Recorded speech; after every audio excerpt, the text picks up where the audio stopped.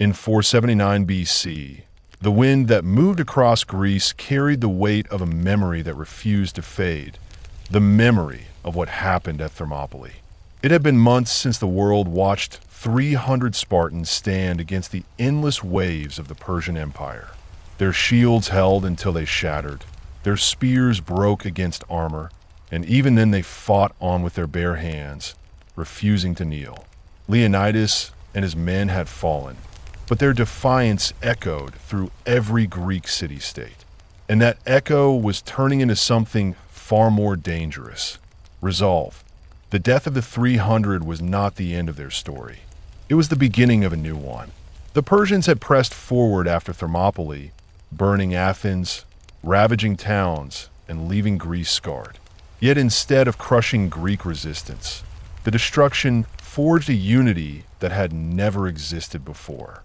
Athens, Sparta, Corinth, Megara, cities that once fought each other over land and pride, now stood shoulder to shoulder, staring at the same enemy. Because everyone understood that if Persia conquered Greece, it would not be a single city that disappeared. It would be the entire identity of a people. Amid this rising tension stood Pausanias, the Spartan regent. He gathered the leaders of all the allied cities and addressed them with a calmness that carried more weight than any battle cry. He reminded them that Xerxes believed Greece was broken, that Persia was simply waiting for the final collapse. But the Greeks knew better. Thermopylae had not been a defeat, it had been a message. And now, Pausanias declared, it was time to deliver the answer. Across Greece, the call to arms echoed. In Sparta, the response was immediate. The sacrifice of the 300 had ignited a fire in every home, in every warrior who had not been at the hot gates. Young soldiers who had idolized Leonidas since childhood stepped forward to fight in the war their fathers never returned from. Veterans sharpened their weapons in silence, preparing to finish the battle their brothers had started. Spartan mothers handed shields to their sons with the same ancient words spoken for generations. Return with your shield, or on it. Soon, an army unlike anything Greece had ever assembled began to form. Not 300, not 1,000, nearly 10,000 Spartan hoplites, the largest force Sparta had ever sent into the field. And they did not march alone. Allied Greek troops arrived in great numbers, shields polished, armor tightened, ready to stand beside the warriors whose legend had inspired them. The combined army grew into a massive wall of bronze and determination, stretching across the land as it advanced north. Their destination was Plataea, the place where they intended to meet Persia once more. But this time, the Greeks were not fighting for survival. They were fighting for justice, for Athens, for their fallen cities, and most of all, for the 300 who had held the line long enough to give Greece a chance. As the army moved across the rugged landscape, the sound of thousands of footsteps merged into a single, steady thunder. Bronze armor clattered in rhythm, and the long spears carried by the hoplites shimmered in the sun like a forest of steel. Every mile brought them closer to the Persian forces waiting in the north. Every mile tightened the resolve in the hearts of the soldiers who marched. They knew this campaign would decide everything: freedom, identity, and the legacy of their people. And so the Greeks advanced toward the plains of Boeotia, where a massive Persian army stood ready. A confrontation was inevitable. Both sides understood what was at stake. The Greeks marched with the memory of the 300. The Persians waited with confidence forged from a vast empire. The world was about to witness the continuation of a story that began at Thermopylae. A story that would be written not by 300 warriors this time, but by tens of thousands. The army moved north across Greece like a living wall of bronze and purpose. The sound of marching boots echoed across the countryside, a steady drumbeat announcing that Greece was rising again, not as scattered city-states racked by fear, but as a single force united by grief, rage, and the memory of those lost at Thermopylae. Every valley they passed, Every ridge they climbed carried whispers of what was coming, a final reckoning. Leading the columns was Pausanias of Sparta, silent, resolute. He kept his eyes fixed forward, scanning the distant hills and plains, thinking not of glory but of duty. Duty to avenge Sparta's sons, duty to protect the future of every city that stood under Greek banners. Behind him, the hoplites adjusted their armor, checked their shields, gripped their spears. Each man carried in his heart the faces of the fallen. The 300 who refused to yield, the burned homes, the homeless refugees scattered across the land at the same time. The Persian war camp stood alert further north under the command of Mardonius, a general entrusted by Xerxes to finish what fire and ruin had already begun. His army was vast and disciplined. Veteran infantry, horse archers from distant lands, cavalry trained for swift charges, and fierce archers who had seen many battles. They had tents, supplies, scouts, stable grounds, and they believed themselves in control. From Thebes to Boeotia, they watched the Greek march with mild curiosity. To them it seemed a ragged force rising one more time, expendable, but Greece was no longer ragged. Greece was anger honed into blade-sharp purpose. When the Greeks reached the plains of Plataea, they found the terrain exactly as the scouts had described. Wide open fields bordered by a river on one side and hills on the other. A landscape built for conflict. Pausanias ordered his troops to occupy the higher ground, securing slopes that would protect flanks and deny the Persians an easy charge. The hoplites settled in formation, shields forming an iron wall, spears pointing toward the enemy. Down below, Persian cavalry glimmered in the sunlight. Their horses pawed at the ground. Their riders watched for movement. The air felt charged, taut, like the instant before a stone hits water. Mardonius moved first. His cavalry thundered across the plains, sweeping toward Greek supply wagons and scouting units, cutting off water convoys and harassing dispersed units of allies from Athens and Megara. Arrows rained down. Supply lines were disrupted. Some Greek detachments were pushed back, shaken, and suffered losses. Morale wavered. Whispers of retreat began to echo among the allied contingents. Yet the Spartans did not move. Their formation held, spears and shields locked in tight alignment. Arrows struck bronze, but bounced harmlessly. The line did not flinch. The cavalry tried again, charging, wheeling, firing from horseback.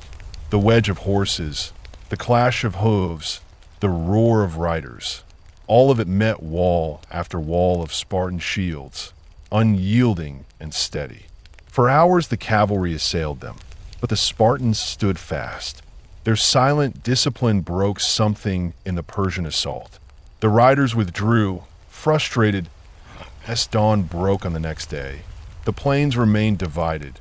Greek infantry on the hills, Persian cavalry on the flat grounds. Between them, dust, silence, tension. 11 days passed. Each sunrise brought renewed threats. Each night ended with fear and exhaustion. Food rations ran low. Water was scarce. Allied units from different city-states argued. Some demanded a full retreat, frightened by the risk. Others urged a charge, believing the Persians to be weakened. Panic threatened to fracture the coalition. Pausanias stood before them each time, unbowed. He reminded them why they marched. Not for loot, not for fame, but for survival. Their homes, their people, their identity. If they retreated now, the fires that had destroyed Athens would only grow. The alliance would crumble. The 300 would have died in vain. Every soldier who signed on under the Greek banner nodded, pressed his shield closer, gripped his spear tighter. They were not just fighting for victory anymore. They were fighting for meaning. Mardonius watched, growing impatient. In desperation, he ordered a full cavalry strike, the largest yet. Dozens of squadrons thundered across the fields, hooves churning the earth, archers loosing volleys as they rode, spearmen charging toward Greek flanks. The cavalry swept like a wave, swift violent, determined. Megarian units on the Greek side began to falter under the pressure. Their shields wavered. Their lines threatened to break. Panic spread among them. But before doom could break through, a single Spartan voice cut through the chaos. Aristodemus, a man who had survived Thermopylae and carried its shame and pain with him, stepped forward. He turned to Pausanias and said, "This fight, let Sparta finish it."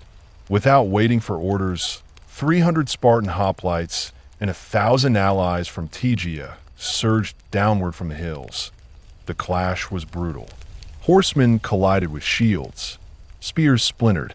Riders screamed. The ground shook with the thunder of hooves and the echo of steel. Spartan disciplina met Persian ferocity. The air crackled with cries of war, the sharp clang of metal, the ragged breathing of men fighting for their lives. In the midst of that chaos, the Persian cavalry commander, Mecistius, his horse rearing beneath him, fell, struck down by spear and shield, left immobile on the field. When the dust settled, silence fell. The Greeks carried the body of Mecistius across their ranks, a grim trophy, a message to the Persians. Blood had been drawn. The fear Persia had hoped to rely on was gone. For the first time since Thermopylae, the Greeks felt it. They could win. Across the plains on both sides, men looked at each other not as conquerors and slaves, but as equals, warriors bound by mortal flesh and shared danger. The Persians, once confident, now trembled. The Greeks, once hunted, now believed in vengeance. A shift had taken place. What began as a test of wills had turned into a spark, and that spark would ignite into war. The sun climbed higher over the plains of Plataea, beating down on men who were already exhausted, parched, and strained to their limits. The Greek army, 100,000 strong in total, was divided, stretched across hills and valleys, yet still holding formation under Pausanias' iron command. Water had become their most precious commodity. The Asopus River, nearby, was fiercely contested. Every Greek soldier knew that one misstep could mean drowning in heat and thirst before ever facing the full force of Mardonius' army. For days, Mardonius' forces had harassed them, cutting supply lines, striking at convoys, and poisoning the morale of the allied Greeks. Each attempt to retreat or advance risked disaster. Every contingency of the Persian cavalry seemed designed to break them psychologically before the real fighting began. They had destroyed the Gargaphia spring, the main water source, turning clear drinking water into mud and silt, and cutting the Greeks off from any relief. Hunger gnawed at stomachs, and the heat blistered exposed skin. Men drank sparingly, sharing tiny amounts among comrades, while their enemies watched from below, mocking and testing their patience. The Greek commanders argued constantly. Athenians urged an offensive, desperate to strike before thirst weakened them completely. Corinthians pushed for a cautious withdrawal, fearful of exposing their flanks. The Spartan regent, Pausanias, remained calm, though the weight of responsibility pressed down on him like the sun itself. He knew the army was a living organism. If one part panicked, the whole could collapse. The hoplite phalanx could be unbreakable in formation, but once that formation faltered, it became a killing field for Mardonius' cavalry on the 11th day. The pressure became unbearable. Men were dying from dehydration. Discipline strained to the breaking point. It was then that Pausanias made a daring, dangerous decision, a tactical retreat at night to a more defensible position closer to water, known as the island. The plan was simple on paper: withdraw silently, reposition, drink, and prepare for battle at dawn. But executing it across a coalition army, in complete darkness, with tens of thousands of men, was a nightmare waiting to happen. As night fell, torches flickered along the ridges. The soldiers moved carefully, counting their steps, listening for orders, aware that a single misstep could alert the enemy. The Spartans took the lead, steady, and disciplined. The Athenians on the left followed, anxious and tense. But the center, composed of Corinthians, Megarians, and smaller contingents, panicked. Fear overran training. They rushed past the agreed-upon position, scattering toward Plataea itself, seeking the shelter of the Temple of Hera. In one moment, half the Greek army had removed itself from the line of defense. On the right, the Spartans faced a different problem. Pride, Amampharitus, commander of the elite Lochos of Pitanis, flatly refused to retreat. His reasoning was simple and absolute. A Spartan did not back down, did not yield, did not flee. He planted himself and his men in place, arguing with Pausanias in the darkness. Voices shouted, spears tapped against rocks. Finally, Amampharitus slammed a massive stone onto the ground before the regent, mockingly voting with it against retreat. His obstinacy stalled the Greek movement, creating a dangerous gap that Mardonius could exploit. Pausanias had no choice. He left Amampharitus behind temporarily, pulling the rest of the Spartan line south toward the island position. The tactical retreat proceeded, slow and tense, like moving through a minefield. The Athenians watched, confused, while messengers ran back and forth. By dawn, the Greeks were strung out, fragmented, and dangerously exposed. Mardonius, observing from the plains below, saw opportunity. The retreating lines looked like chaos, disorganization, weakness.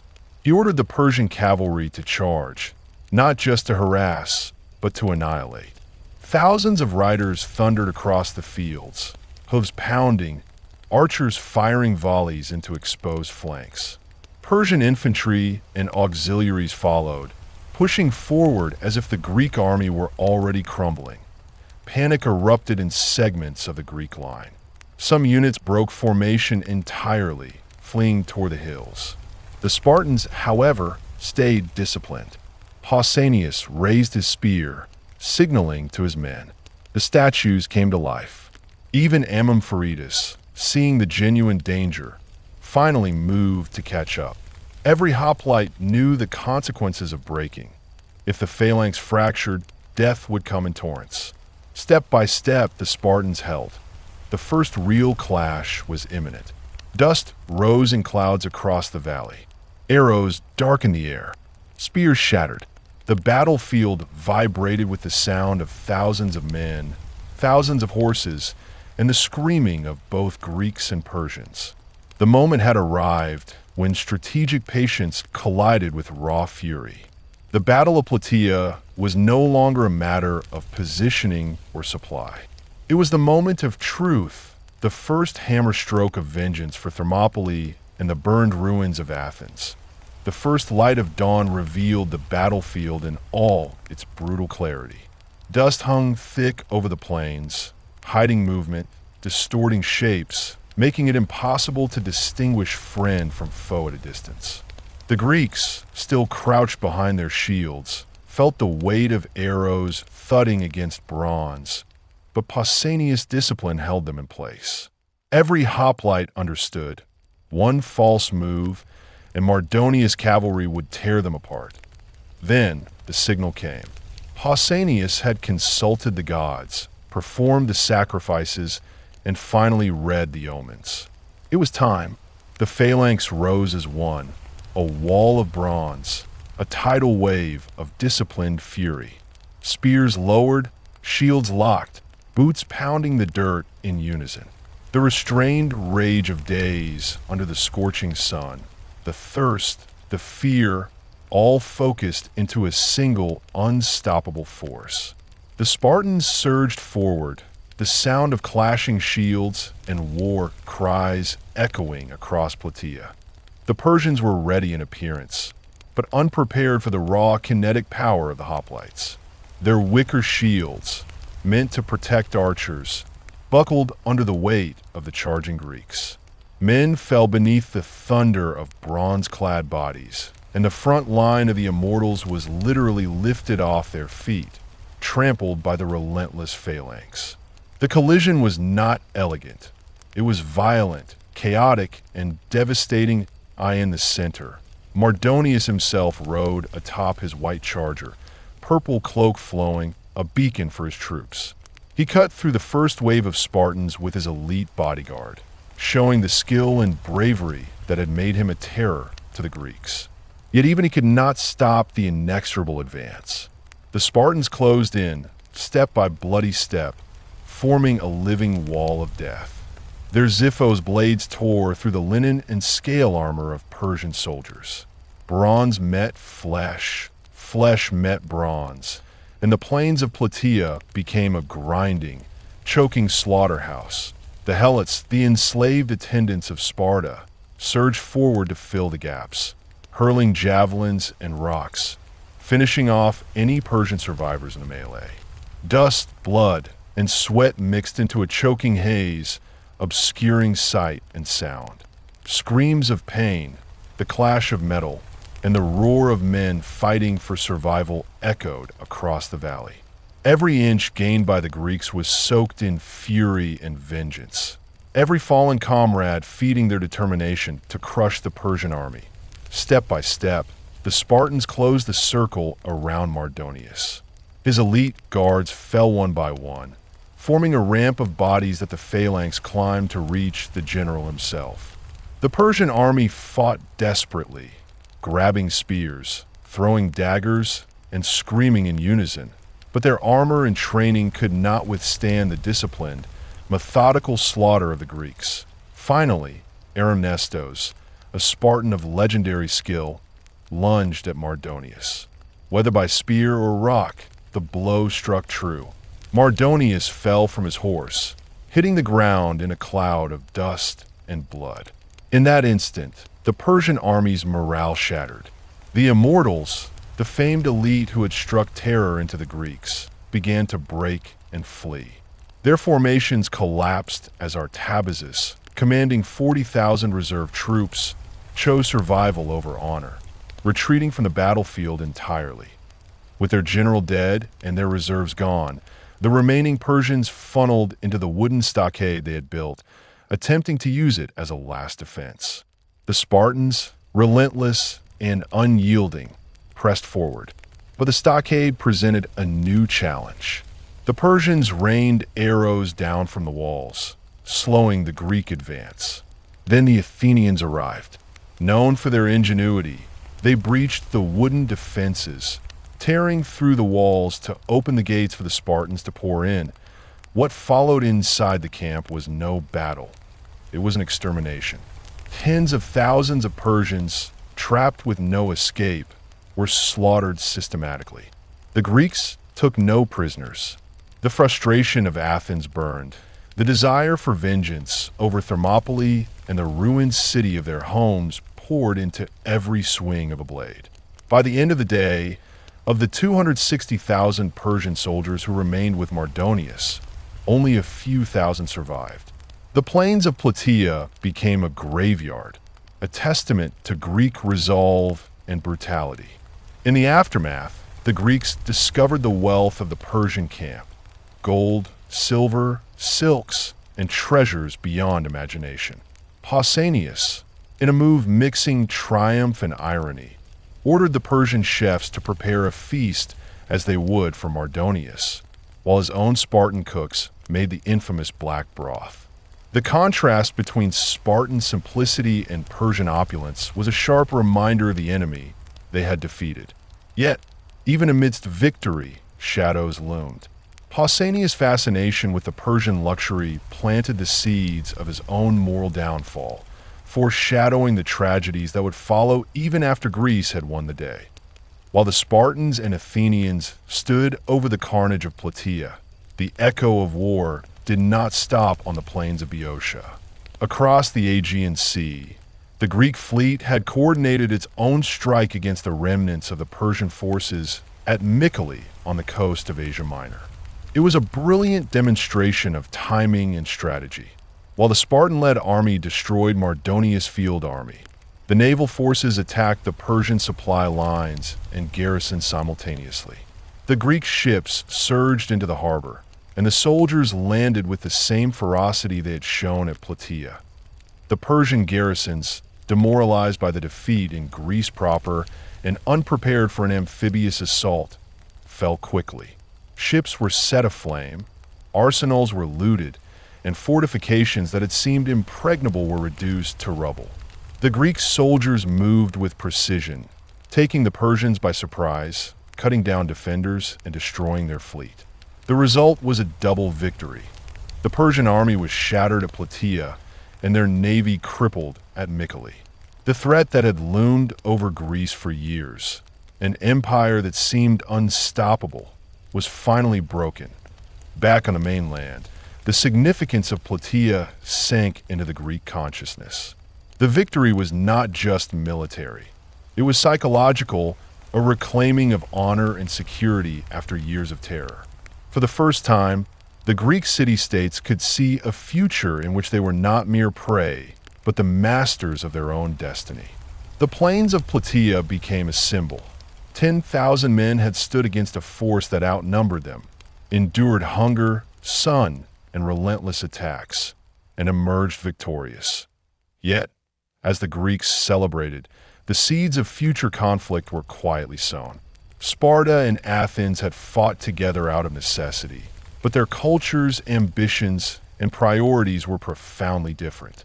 The Spartans, rigid, disciplined, and focused on land warfare, had claimed the lion's share of glory on the plains. The Athenians, with their naval superiority, had proven their ingenuity and resourcefulness. Once the immediate Persian threat was gone, suspicion and rivalry began to fester between the two powers. The alliance that had been essential for survival was unstable, and the spoils of victory, wealth, territory, and influence would test their unity in the decades to come. For Pausanias personally, the victory marked both triumph and the beginning of his downfall. The man who had orchestrated the disciplined advance, who had overseen the methodical destruction of Mardonius' army, found himself captivated by the luxury of the Persian camp.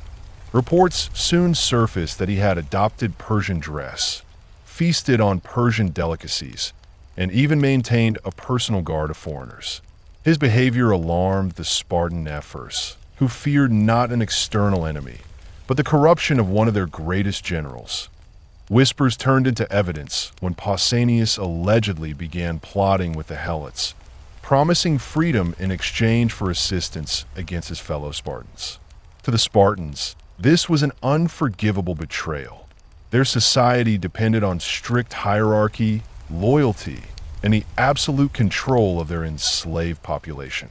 Pausanias' actions threatened to destabilize the very foundation of Sparta itself. When the ephors confronted him, he sought sanctuary in the temple of Athena of the Brazen House. By law, no Spartan could be harmed within sacred ground, but law and sanctity could not protect him indefinitely. The ephors, resolute and calculating, ordered the temple sealed. As legend recounts, even Pausanias' mother placed the first stone herself, symbolizing the priority of Sparta's honor over familial bonds. Trapped inside, Pausanias slowly succumbed to starvation and dehydration, ultimately dying in disgrace. The man who had avenged Thermopylae and destroyed Mardonius had been undone not by the enemy, but by his own desires and the strict code of Spartan society. The Battle of Plataea, then, was a complex mixture of heroism, vengeance, and human frailty. It was messy, brutal, and morally ambiguous. The Greeks had faced annihilation and emerged victorious, but the victory carried consequences: the rise of Athens, the seeds of future rivalries, and the corruption of one of Sparta's greatest heroes. Yet, without Plataea, Greece would not have survived to shape the Western world. 10,000 men had confronted the full might of Persia and, against impossible odds, had won. Their story would echo through history, a grim reminder that survival often demands brutality, discipline, and unflinching courage. After Plataea, the balance of power in Greece shifted dramatically. The Persian threat that had haunted the Greek city-states for decades was gone, yet the victory came with new challenges. Athens, which had fought alongside Sparta but demonstrated unmatched naval skill, returned home not as a humble city recovering from destruction, but as a dominant force. The Athenians rebuilt their walls, expanded their fleet, and began to form the Delian League, an alliance that quickly turned into an empire in all but name. They demanded tribute from other islands, consolidating power and wealth, and the freedom they had fought for became the foundation of Athenian influence across the Aegean. Sparta, on the other hand, retained its reputation as the land-based military powerhouse. The Spartans had proven that their hoplite, discipline, and iron could crush even the largest, most professional armies in history. But the glory came at a personal cost. Pausanias, the very general who had orchestrated the victory at Plataea, became a cautionary tale. His fascination with Persian luxury and his alleged intrigues with helots led to his downfall. The man who had commanded tens of thousands of Greeks to stand unflinching under a storm of arrows, who had engineered the destruction of Mardonius' army, died alone, starved, and imprisoned by his own people.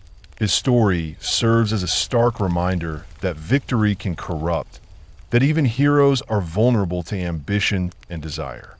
The immediate effect of Plataea was the survival of Greece and the preservation of its independence. But the war's end also marked the beginning of the rise of Athens as a maritime empire and the slow divergence between Athens and Sparta. Their temporary unity had been forged in blood and necessity. Once the Persian threat was eliminated, old rivalries resurfaced.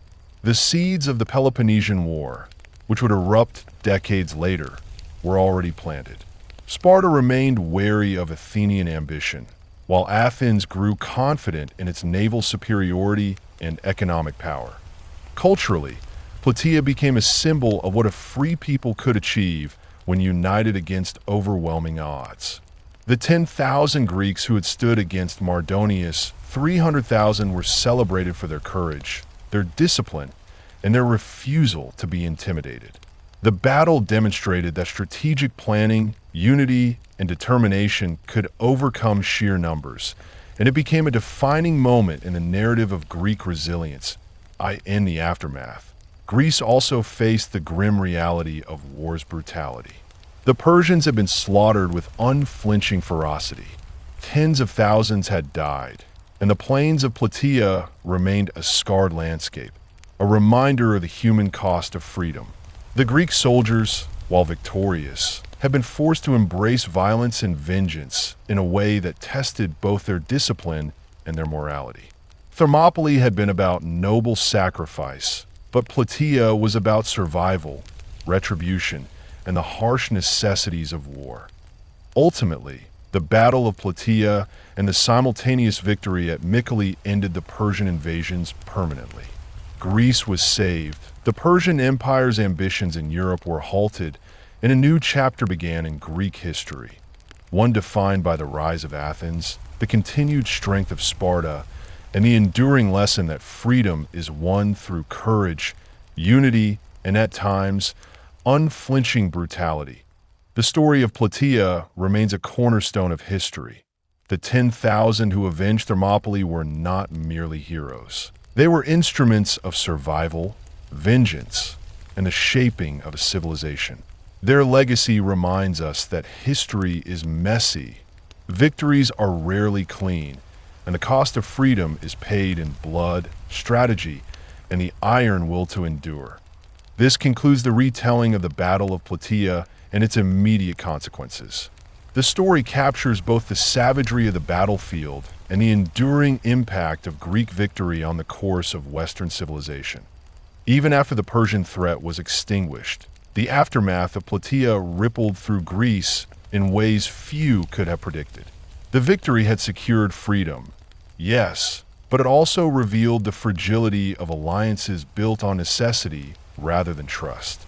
Sparta had proven its unmatched might on land, but its rigid society and singular focus on military discipline meant it was ill-equipped to manage the complexities of a changing Greece.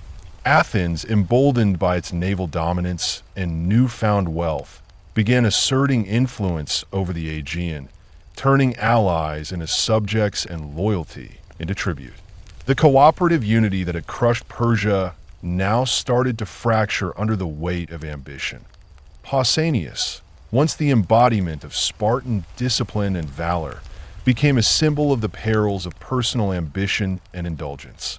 His fascination with Persian luxury, his apparent plotting with helots, and his disregard for Spartan austerity made him a target of suspicion.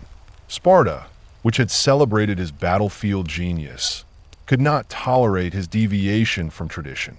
His sanctuary in the Temple of Athena of the Brazen House and eventual death by starvation inside its walls serve as a stark reminder that in Sparta, personal glory could never outweigh the collective honor of the city.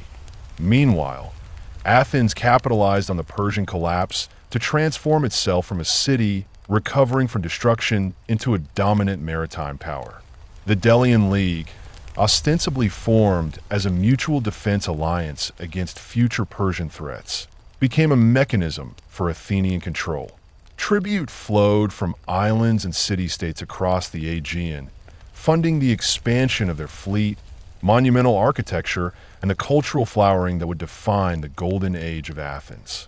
The very freedom Plataea had preserved was quickly converted into empire, and the spoils of Persian defeat fed both civic pride and imperial ambition, but on the social and military fronts. Plataea became the ultimate demonstration of Greek discipline, strategy, and endurance. 10,000 men had faced an army exponentially larger than their own, withstood days of harassment, dehydration, and exhaustion, and maintained cohesion in the face of overwhelming odds. The victory underscored the power of training, coordination, and tactical patience, and it reshaped how Greeks thought about war and leadership. It proved that intellect and strategy could triumph over brute force, that unity among city-states, even temporary, could achieve what no single polis could accomplish alone. But Plataea also exposed the human cost of survival. The plains were littered with tens of thousands of dead Persians and the echoes of suffering endured by both sides. The Greek soldiers, while victorious, had been forced to engage in relentless slaughter, exacting vengeance for the burning of Athens and the deaths of Thermopylae. The battle blurred the lines between heroism and brutality, between justice and retribution, illustrating that freedom often requires confronting the darkest impulses of human nature. In the broader arc of history, Plataea and Mycale marked the end of Persian ambitions in Greece. Xerxes' dreams of conquest were permanently thwarted, and the Greek city-states had earned a reprieve from invasion. Yet, the triumph also set the stage for new internal conflicts. Athens' rise sowed seeds of resentment in Sparta and among other Greek polities. The temporary unity forged in blood dissolved as rivalry, jealousy, and political ambition emerged. The alliances that had saved Greece from annihilation now contained the potential for civil strife, and the lessons of Plataea, discipline, courage, and ruthlessness, would shape the internal struggles of Greece as much as its wars against external foes. Plataea, therefore, is remembered not just as a battlefield victory, but as a turning point in Greek history. It represents the lethal combination of strategy, courage, and discipline, but also the moral and political complexities that follow from even the most decisive triumphs. 10,000 men had stood and avenged the 300 at Thermopylae, ensuring the survival of Greek civilization. Yet the consequences of their victory would ripple through generations, shaping empires, ambitions, and the fragile balance between unity and rivalry. The Battle of Plataea teaches a timeless lesson. Survival against overwhelming odds is possible, but victory carries consequences far beyond the battlefield, affecting politics, culture, and the very soul of society. The Greeks had not only crushed the Persian threat, they had set the stage for the rise of a new world order, a world in which freedom, ambition, and conflict would forever be intertwined. The lessons of Plataea extended far beyond the battlefield, influencing Greek military doctrine, political culture, and even the way history would remember heroism. The coordinated stand of 10,000 Greeks against hundreds of thousands of Persians became a blueprint for how disciplined, well-trained forces could triumph against numerically superior enemies. The Spartans' iron discipline, the Athenians' tactical flexibility, and the unwavering resolve of their allies demonstrated that strategy and cohesion often outweighed raw numbers. For centuries, military leaders would study Plataea, dissecting the deployment, the timing, and the critical decisions of Pausanias to understand how courage and coordination could overcome even impossible odds. Yet the aftermath of the battle also revealed the fragility of human nature under prolonged stress. Soldiers who had endured days without water, scorched under the relentless Greek sun, and pelted by arrows, were pushed to the edge of endurance. The passive suffering under Persian harassment, followed by the explosive violence of the phalanx assault, illustrated a brutal truth. War is as much psychological as it is physical. The Greek soldiers' ability to remain disciplined in the face of chaos and deprivation was a testament to rigorous training, but it also reflected the pressures of honor, societal expectation, and fear of shame, forces that could compel men to endure the unbearable. Politically, the victory at Plataea reshaped the Greek world. Sparta, secure in its land-based dominance, would continue to rely on its military oligarchy and social rigidity. Athens, flush with naval triumph and Persian spoils, would transform its newfound power into a regional empire. The Delian League allowed Athens to extract tribute and consolidate influence, while Sparta remained the moral and military arbiter of the Peloponnesian Peninsula. But this balance was delicate. The cooperation that had crushed Persia was temporary, fragile, and contingent on a shared existential threat. Once that threat vanished, Athens' ambition and Sparta's fear of losing dominance set the stage for the next great conflict, the Peloponnesian War. Culturally, Plataea became a symbol of Greek resilience and unity, a narrative of survival against overwhelming odds. It was a story of vengeance, yes, but also a story of strategy, patience, and discipline. While Thermopylae was immortalized for its nobility and defeat, Plataea earned its place as a brutal triumph that demonstrated the cost of survival. Thousands of lives, moral compromises, and the unleashing of fury born of years of suffering and humiliation. It was messy, it was violent, and it was necessary. The spoils of war, both material and symbolic, added a layer of irony and complexity to the Greek victory. The Persian camp, filled with gold, silver, and the personal wealth of Mardonius, represented both the empire's failure and the temptation of its riches. Pausanias' interaction with the Persian chefs, his mockery of their elaborate feasts while comparing it to Spartan black broth, symbolized the contrast between Greek austerity and Persian luxury, but it also revealed the danger of fascination with the enemy. The moral clarity of victory was shadowed by human desire, ambition, and pride, foreshadowing Pausanias' eventual downfall. Finally, the simultaneous victory at Mycale on the coast of Asia Minor ensured that Persian naval power in the Aegean was destroyed. The Greek fleet burned the remaining Persian ships, eliminated garrisons, and secured the freedom of the city-states along the coast. These combined victories, on land and at sea, solidified Greece's independence and forced the Persian Empire to abandon its European ambitions entirely. Yet, they also left a vacuum of power, creating opportunities for internal conflicts among Greeks themselves, particularly between Sparta and Athens. Plataea teaches a profound lesson about war, leadership, and human nature. Courage, discipline, and unity can overcome insurmountable odds, but victory carries consequences that extend far beyond the battlefield. The Greeks had saved their civilization, yet in doing so, they set in motion political rivalries, cultural shifts, and moral dilemmas that would define their world for generations. The story of Plataea is not just about the clash of armies. It is about the endurance of a people, the complexity of triumph, and the cost of freedom. This is the legacy of the 10,000 who avenged the 300 at Thermopylae. They did not merely survive. They reshaped history, imposed their will on an empire, and ensured that the story of Greek resilience, brutality, and ingenuity would be remembered for millennia. Their victory was both a curse and a gift, a violent affirmation of human will and a reminder that freedom is always paid for in blood, strategy, and the unwavering determination to endure against impossible odds. But while the battlefields of Plataea and Mycale had ended Persian ambitions in Greece, the human cost and the political aftermath were far from over. The plains of Boeotia were littered with the dead. Tens of thousands of Persians, along with their camp followers, lay strewn across the scorched earth.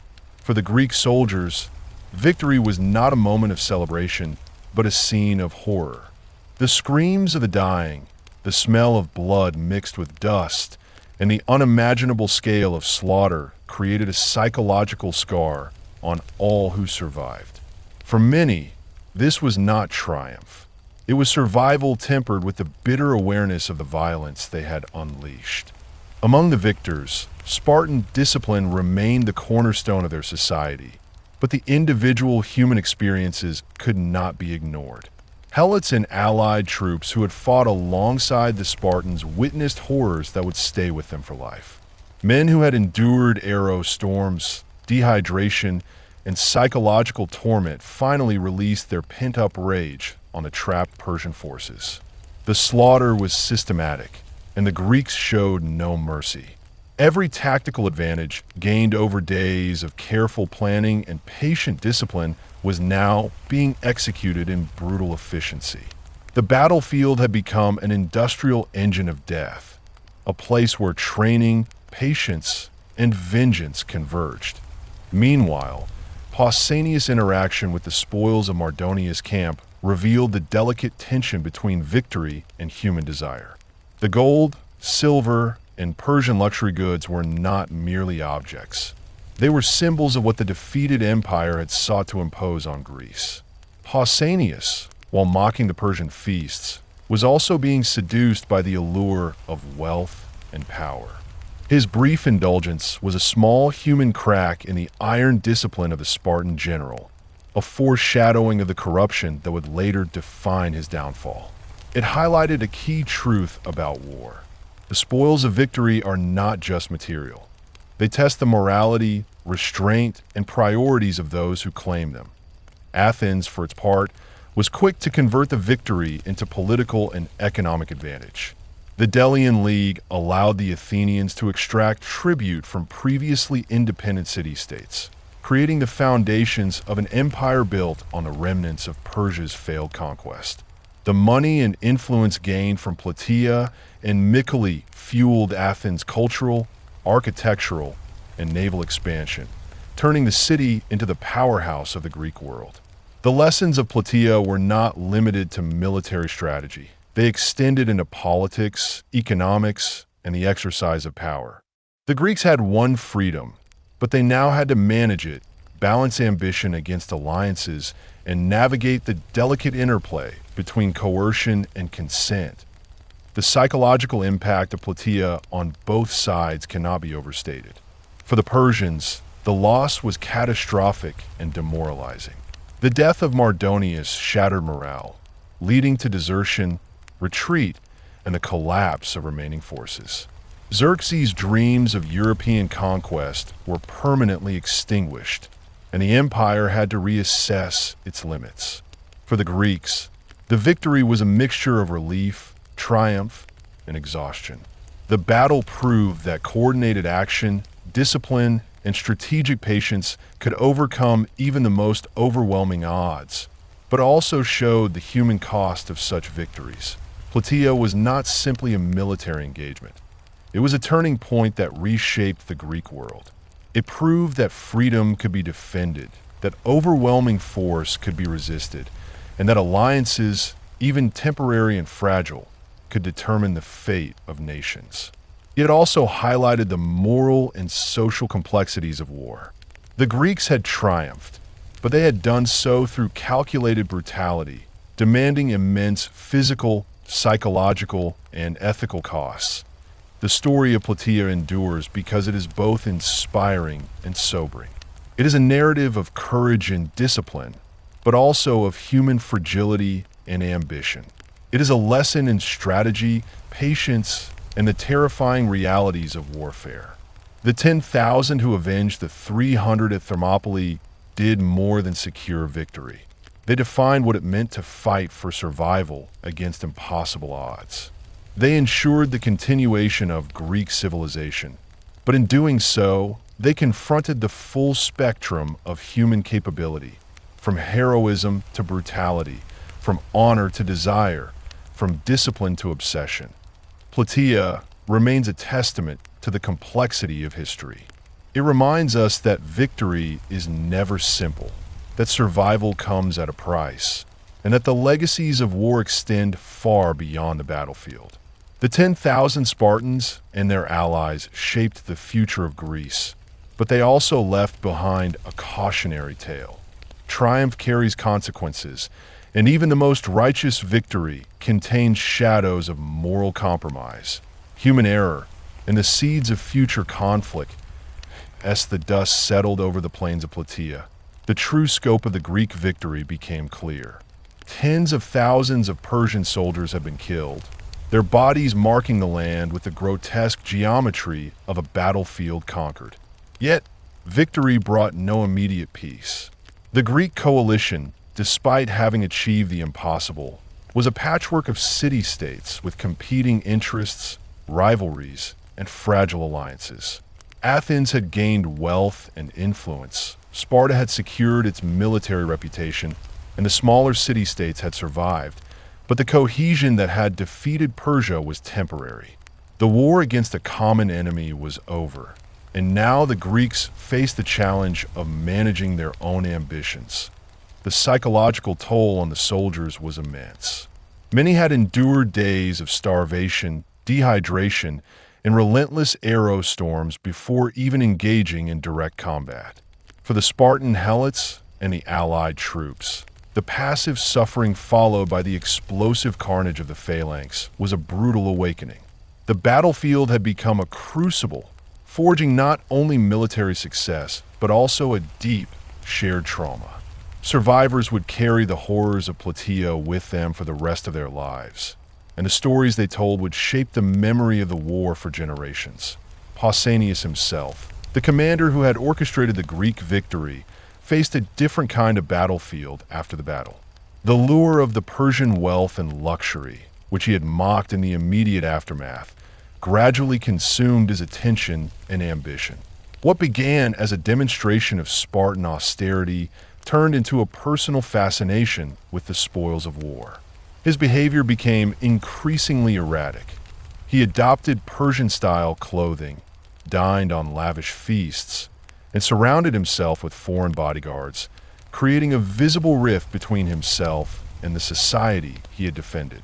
The hero of Plataea, who had stood unflinching against the might of Persia, was slowly undermined by his own desires, illustrating how victory and temptation often travel hand in hand.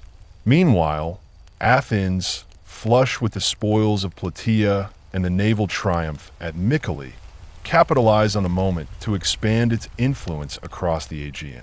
The Delian League, initially formed as a defensive alliance, quickly transformed into a vehicle of Athenian power. Tribute from allied city-states flowed into Athens, funding new ships, walls, and cultural projects. What had been a victory for survival and freedom became the foundation for an empire. The contrast was stark. Sparta, disciplined and conservative, focused on land-based military strength and internal cohesion, while Athens leveraged victory to consolidate wealth and political dominance. Plataea had not only defeated Persia, it had reshaped the balance of power within Greece itself. Yet, even as the Greeks celebrated, the consequences of their victory were complex and sobering. The carnage of the battlefield left psychological scars. The spoils of war tested morality, and the temporary alliance that had saved Greece foreshadowed future conflicts. Victory, it seemed, was never purely heroic. It demanded sacrifice, moral compromise, and a constant negotiation of human ambition. Plataea was a triumph that secured freedom, yet it also set in motion political rivalries, cultural shifts, and personal downfalls that would echo for decades. Plataea stands as a testament to the duality of war, the glory of survival and victory intertwined with the brutality and consequences of human action. The 10,000 Greeks who avenged the 300 of Thermopylae did more than repel an empire.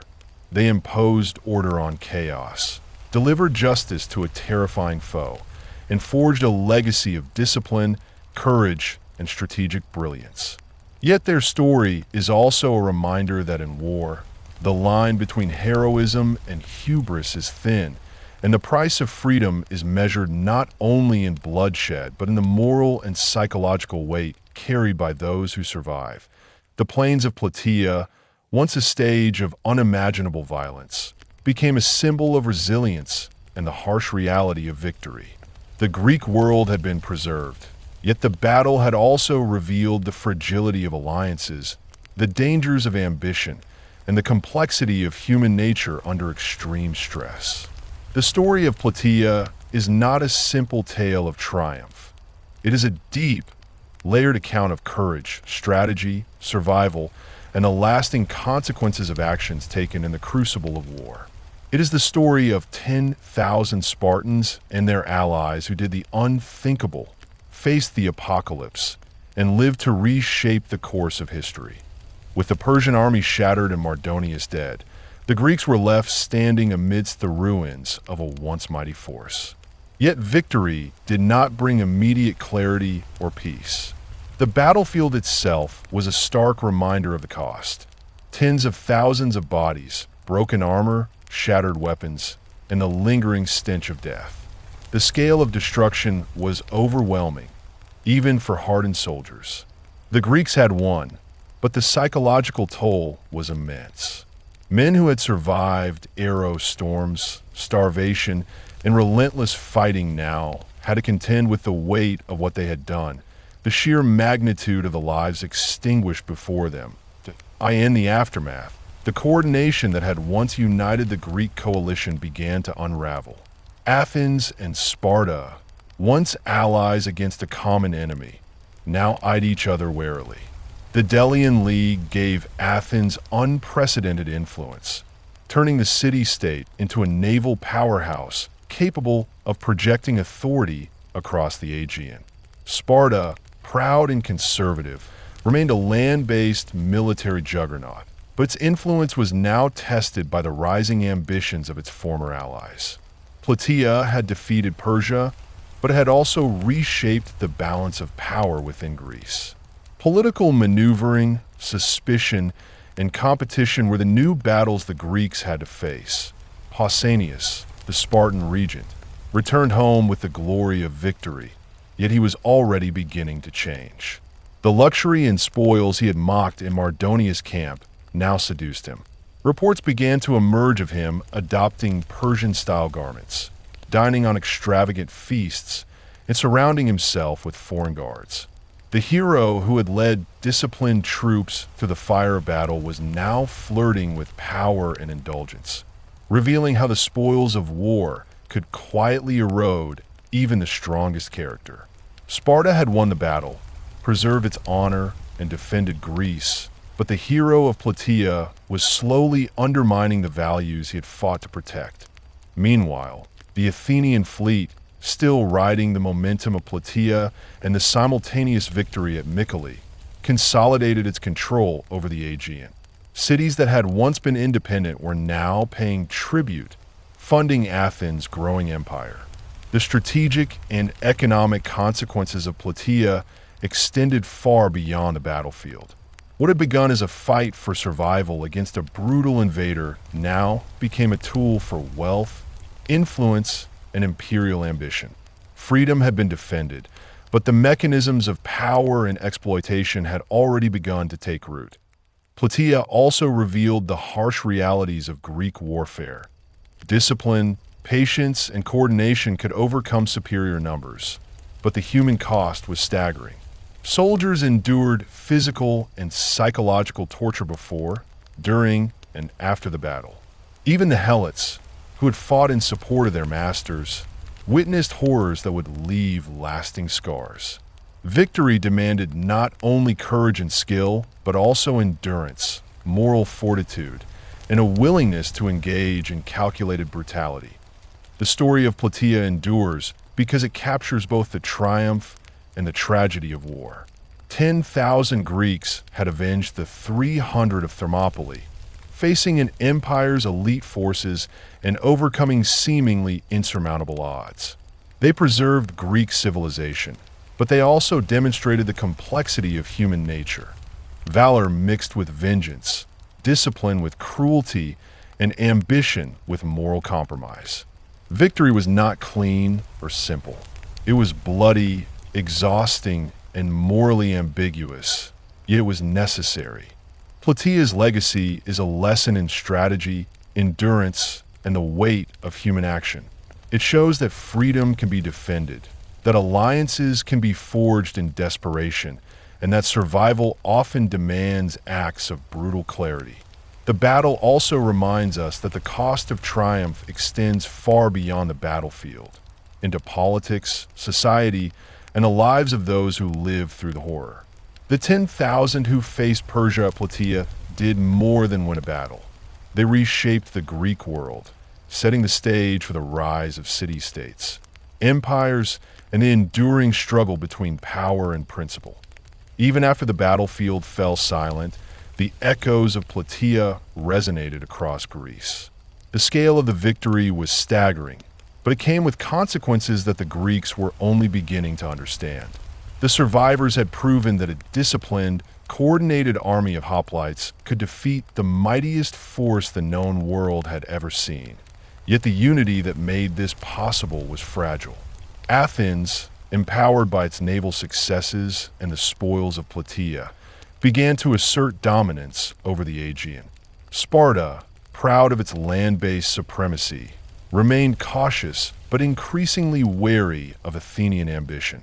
The alliance that had saved Greece from Persia was already fraying, a testament to the precarious nature of political cooperation in the aftermath of war. Pausanias, whose iron discipline had turned the tide of Plataea, faced his own personal unraveling. The Persian luxury that had once inspired mockery now tempted him. He began adopting the opulence of the defeated enemy, wearing Persian robes, enjoying lavish feasts, and surrounding himself with foreign bodyguards. The hero who had led men through the hellish crucible of Plataea was slowly consumed by ambition and indulgence. His behavior alarmed the Spartan authorities, who watched as the man they had celebrated as a savior drifted toward betrayal. Even the greatest victory could not protect a leader from the corrupting influence of power and desire. The Athenians, conversely, used the victory to solidify their empire. Cities across the Aegean were drawn into the Delian League, paying tribute that fueled Athens' growing naval power and economic might. Plataea was no longer just a story of survival. It was a turning point that reshaped political and military power in Greece. While Sparta remained a formidable military force, it was now forced to contend with a rising Athens whose influence was built on both glory and wealth. The strategic landscape of Greece had changed permanently, yet the human cost of Plataea was undeniable. Soldiers who had survived the horrors of the battlefield now faced a different kind of struggle, the psychological aftermath of slaughter. The phalanx had been a machine of destruction, and while the Greeks had emerged victorious, many were haunted by the sheer brutality they had witnessed and enacted. Even the Helots, who had participated alongside their Spartan masters, carried memories of indiscriminate death and the terrifying reality of warfare. Plataea was a victory, but it was one written in blood, trauma, and the stark reminder of human vulnerability in the face of violence. The battle also exposed the brutal reality of leadership and discipline. Pausanias' decision to hold formation under a storm of Persian arrows, to sacrifice goats for divine guidance, and to finally unleash the phalanx at the perfect moment, exemplified the razor-thin line between survival and annihilation. Every decision carried immense weight, and the consequences of error could be catastrophic. The Greeks had succeeded not through brute force alone, but through patience, coordination, and the willingness to endure extreme suffering for a singular goal. Plataea remains a story of paradox, glory and horror, discipline and chaos, unity and ambition. It demonstrates that victory often comes at a staggering cost, that the spoils of war can corrupt even the most disciplined, and that human resilience, when combined with strategy and courage, can shape the course of history. The 10,000 Greeks who stood against Persia did more than avenge Thermopylae. They preserved a civilization, but they also revealed the complex, often uncomfortable truths of what it means to fight, survive, and win. The plains of Plataea became more than a battlefield. They became a testament to human endurance, the unpredictability of victory, and the heavy burden carried by those who emerged triumphant. This was a fight not just for survival, but for identity, freedom, and the very soul of Greece. The story of Plataea is not simple heroism. It is a vivid, uncompromising account of the cost, the strategy, and the consequences of waging war against a global superpower. The legacy of 10,000 men who faced the Persian Empire remains a lesson in courage, discipline, and the enduring complexity of human ambition and morality. But Plataea was only the beginning of the complex aftermath that would shape Greece for decades. The battlefield was silent, but the political battlefield was erupting. Athens, riding the momentum of Plataea and the simultaneous victory at Mycale, had transformed from a city-state struggling to survive into a naval powerhouse capable of projecting influence across the Aegean. Tribute flowed in from allied cities, funding massive fleets and consolidating Athenian power. Sparta, though victorious in the land battle, found itself increasingly wary of Athenian ambition. The alliance that had been forged in desperation against a common enemy was now fraying under the pressures of emerging power and competing interests. Pausanias, the Spartan commander whose discipline had turned the tide of battle, returned home a hero, but the man who came back was subtly changed. The taste of victory, the exposure to Persian luxury, and the intoxicating power of command began to erode his strict Spartan values. Reports trickled in of him wearing Persian robes, enjoying elaborate feasts, and surrounding himself with foreign guards, distancing himself from the austerity that defined his people. The savior of Greece was slowly succumbing to the same allure of power that had consumed so many leaders before him. Sparta watched with growing unease. The hero of Plataea, the man who had orchestrated a disciplined, coordinated massacre of the Persian army, was becoming unpredictable, potentially a threat from within. Meanwhile, the Athenian fleet, confident and emboldened, began to extend its reach across the Aegean, transforming alliances forged in necessity into structures of tribute and influence. Plataea was no longer just a story of survival. It was a turning point that reshaped military, political, and economic power in Greece. The battle had preserved Greek civilization, but had also created conditions for rivalry and competition among the Greeks themselves. The unity that had been so vital against Persia now gave way to suspicion, ambition, and the relentless pursuit of advantage.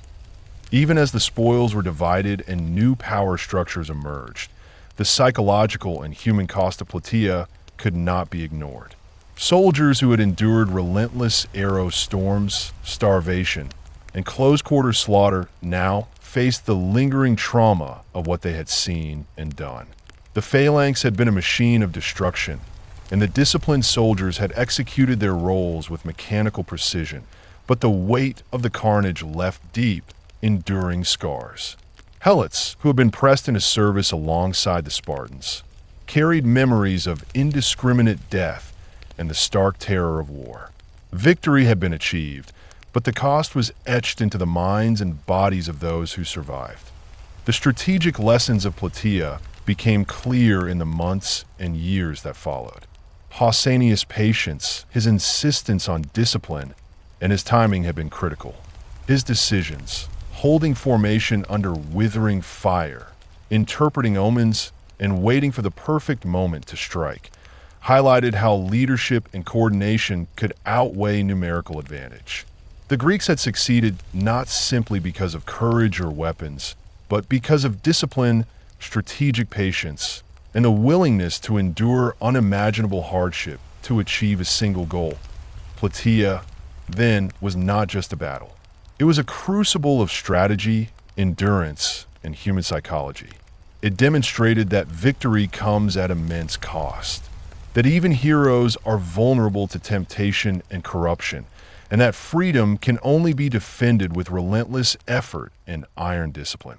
The plains where 10,000 Greeks faced the Persian Empire became a symbol not just of military might, but of the enduring complexity of war. The interplay of courage, morality, ambition, and the inexorable consequences of human action. It was here that the survival of Greek civilization was secured, but the story also served as a warning.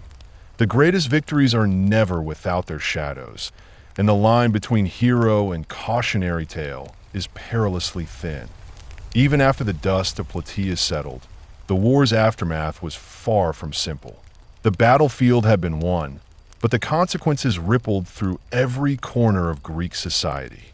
Sparta returned home with honor, yet their victory was bittersweet. The phalanx had proven invincible when disciplined, but the cost had been heavy, and the alliance with Athens, forged in desperation, was already showing cracks. Each city-state now measured the balance of power, aware that their shared victory against Persia had also revealed emerging threats from within.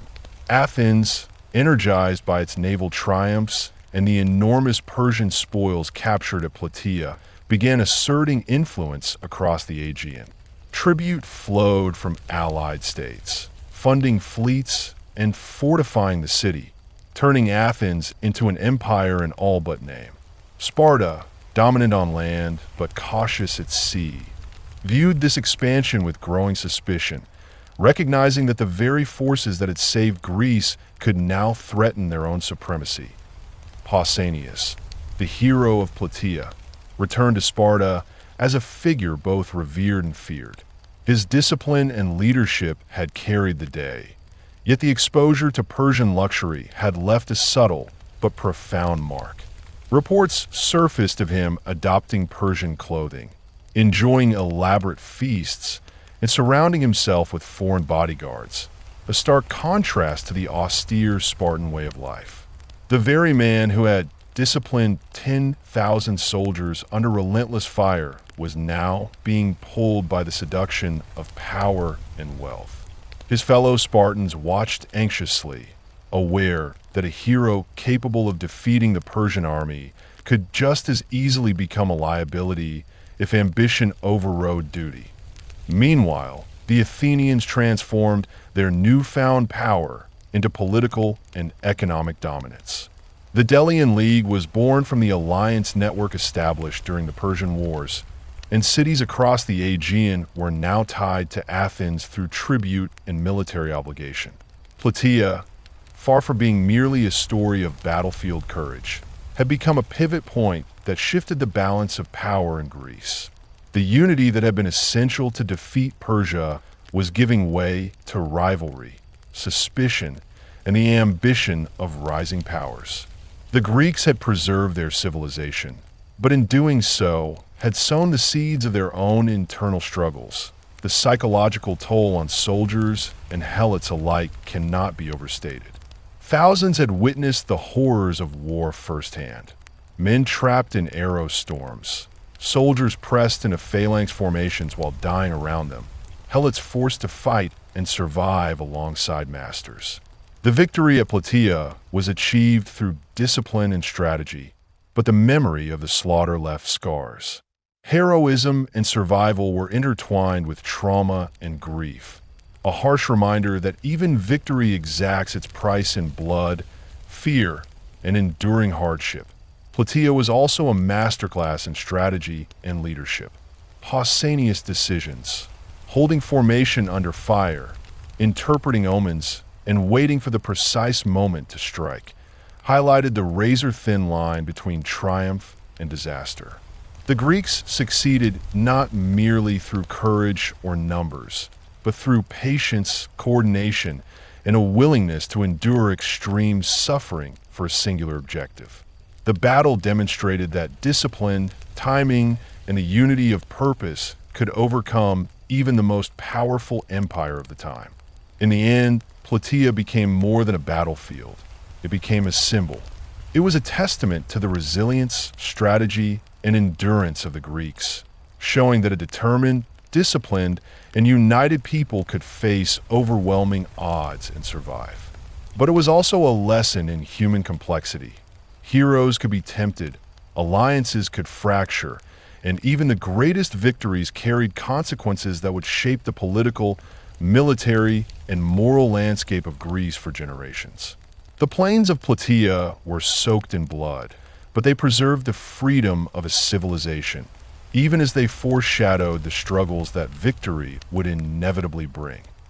Even as the Greeks celebrated their hard-won victory, the realities of war's aftermath began to take hold.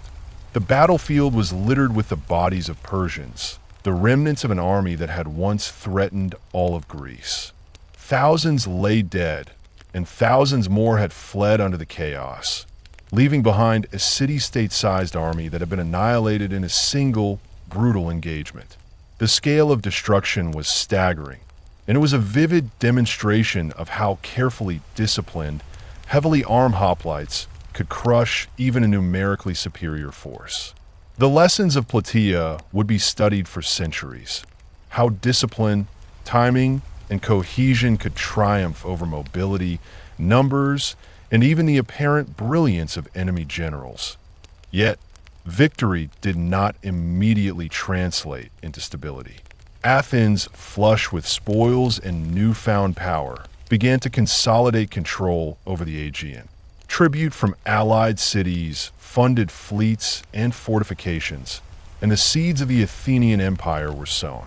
But Sparta, proud of its land-based supremacy and wary of Athenian ambitions, watched closely.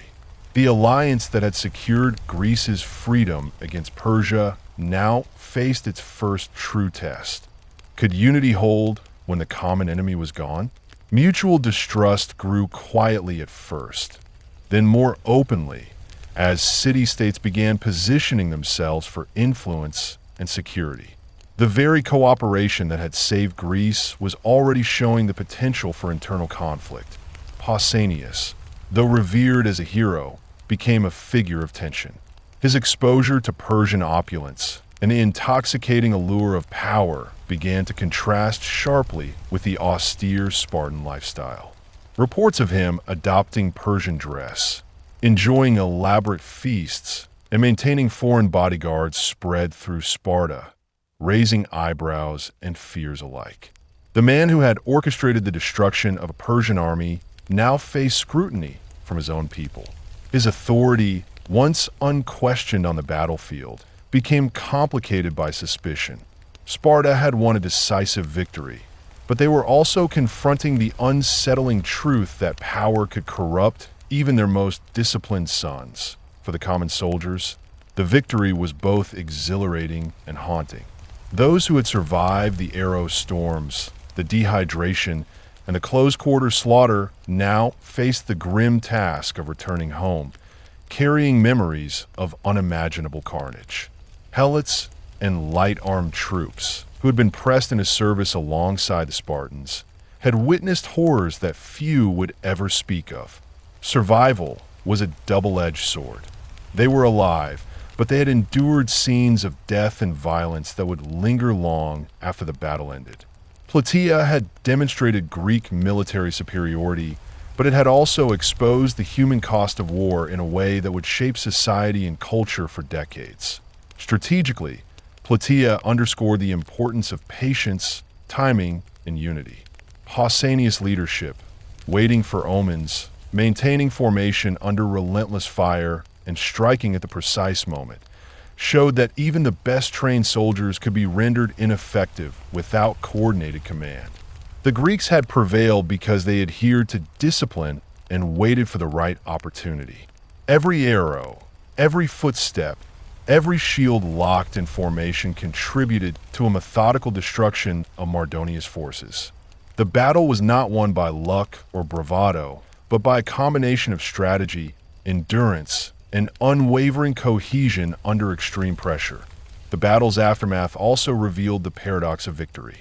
Greece was free, the Persian threat had been decisively broken, and a generation of Greek soldiers had proven their worth on the field.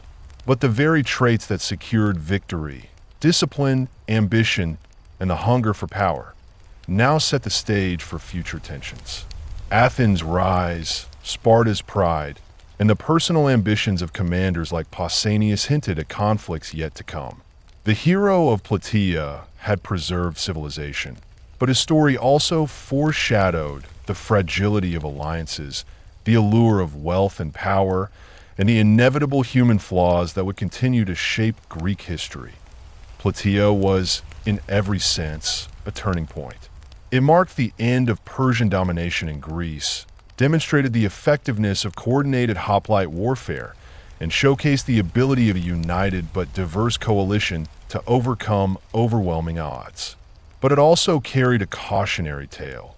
The victory came at enormous human cost, tested the limits of discipline and leadership, and revealed how quickly triumph could give rise to internal conflict and moral compromise. The plains of Plataea were a crucible where Greek civilization was forged, but the fire left both scars and lessons that would echo across generations. As the echoes of battle faded across the plains of Plataea, the Greeks faced the daunting task of consolidating their victory. The Persian army, once a terrifying force that had swept through Athens and threatened all of Greece, was now broken, leaderless, and scattered. Tens of thousands of soldiers lay dead, the survivors fleeing in disarray, leaving behind not only their weapons and armor, but also vast quantities of treasure and supplies. For the Greeks, the immediate task was survival and order, but beyond that, they found themselves holding a prize larger than mere victory. The Persian camp, a sprawling complex of tents, fortifications, and luxuries that revealed the unimaginable wealth and sophistication of the enemy. Pausanias, despite his moment of glory, returned to Sparta under a cloud of tension. His brilliant leadership had saved Greece, yet whispers of his fascination with Persian luxury began to circulate. The same discipline that had guided his soldiers through hell now made him a complex figure in Spartan society, a hero capable of immense strategic genius, yet vulnerable to ambition and indulgence. Observers noted the subtle changes. Pausanias adopted foreign attire, engaged in extravagant banquets, and surrounded himself with guards from Persia and Egypt. His transformation was a stark reminder of the seductive power of wealth and the thin line between heroism and hubris. Meanwhile, Athens capitalized on the victory in ways that would shape the course of history. With Persian ships destroyed and Mardonia's forces annihilated, Athens turned its attention to rebuilding and asserting dominance. Tribute from allied states flowed steadily, funding a massive fleet and strengthening fortifications. The Delian League was born out of this consolidation of power, transforming the city from a vulnerable state into a rising empire. Yet, Sparta watched warily cautious of Athens' growing influence. The alliance that had been essential to defeating Persia was fragile, and underlying tensions hinted that the next conflict might not be against foreign invaders, but among Greeks themselves. For the soldiers, Plataea was an indelible experience. The horrors they witnessed, the relentless arrow volleys, the suffocating heat, the close-quarter combat, and the death of comrades, left a permanent mark. Helots and allied troops, who had fought beside the Spartans, carried both the pride of survival and the trauma of a battlefield where death was indiscriminate. The experience forged a generation of warriors and survivors, yet it also exposed the human limits of endurance, fear, and resilience. Plataea was a masterclass in how discipline, patience, and coordination could overcome even the most daunting enemy. But it also demonstrated that victory demanded sacrifices that would echo through lifetimes. Strategically, the battle remained a benchmark for military thought. The Greeks had demonstrated that a disciplined phalanx, coordinated movements, and the ability to endure extreme conditions could decisively defeat a larger, highly mobile, and technically skilled force.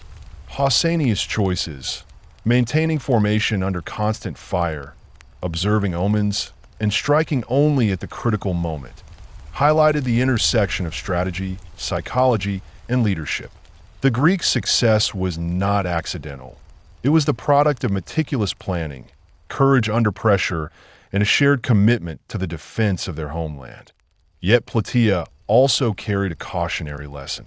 While the Persian threat had been eliminated, the victory set in motion political and personal dynamics that would shape Greece's future. Athens' rise, the Spartans' pride, and the ambitions of individual commanders created conditions for rivalry, jealousy, and eventual conflict.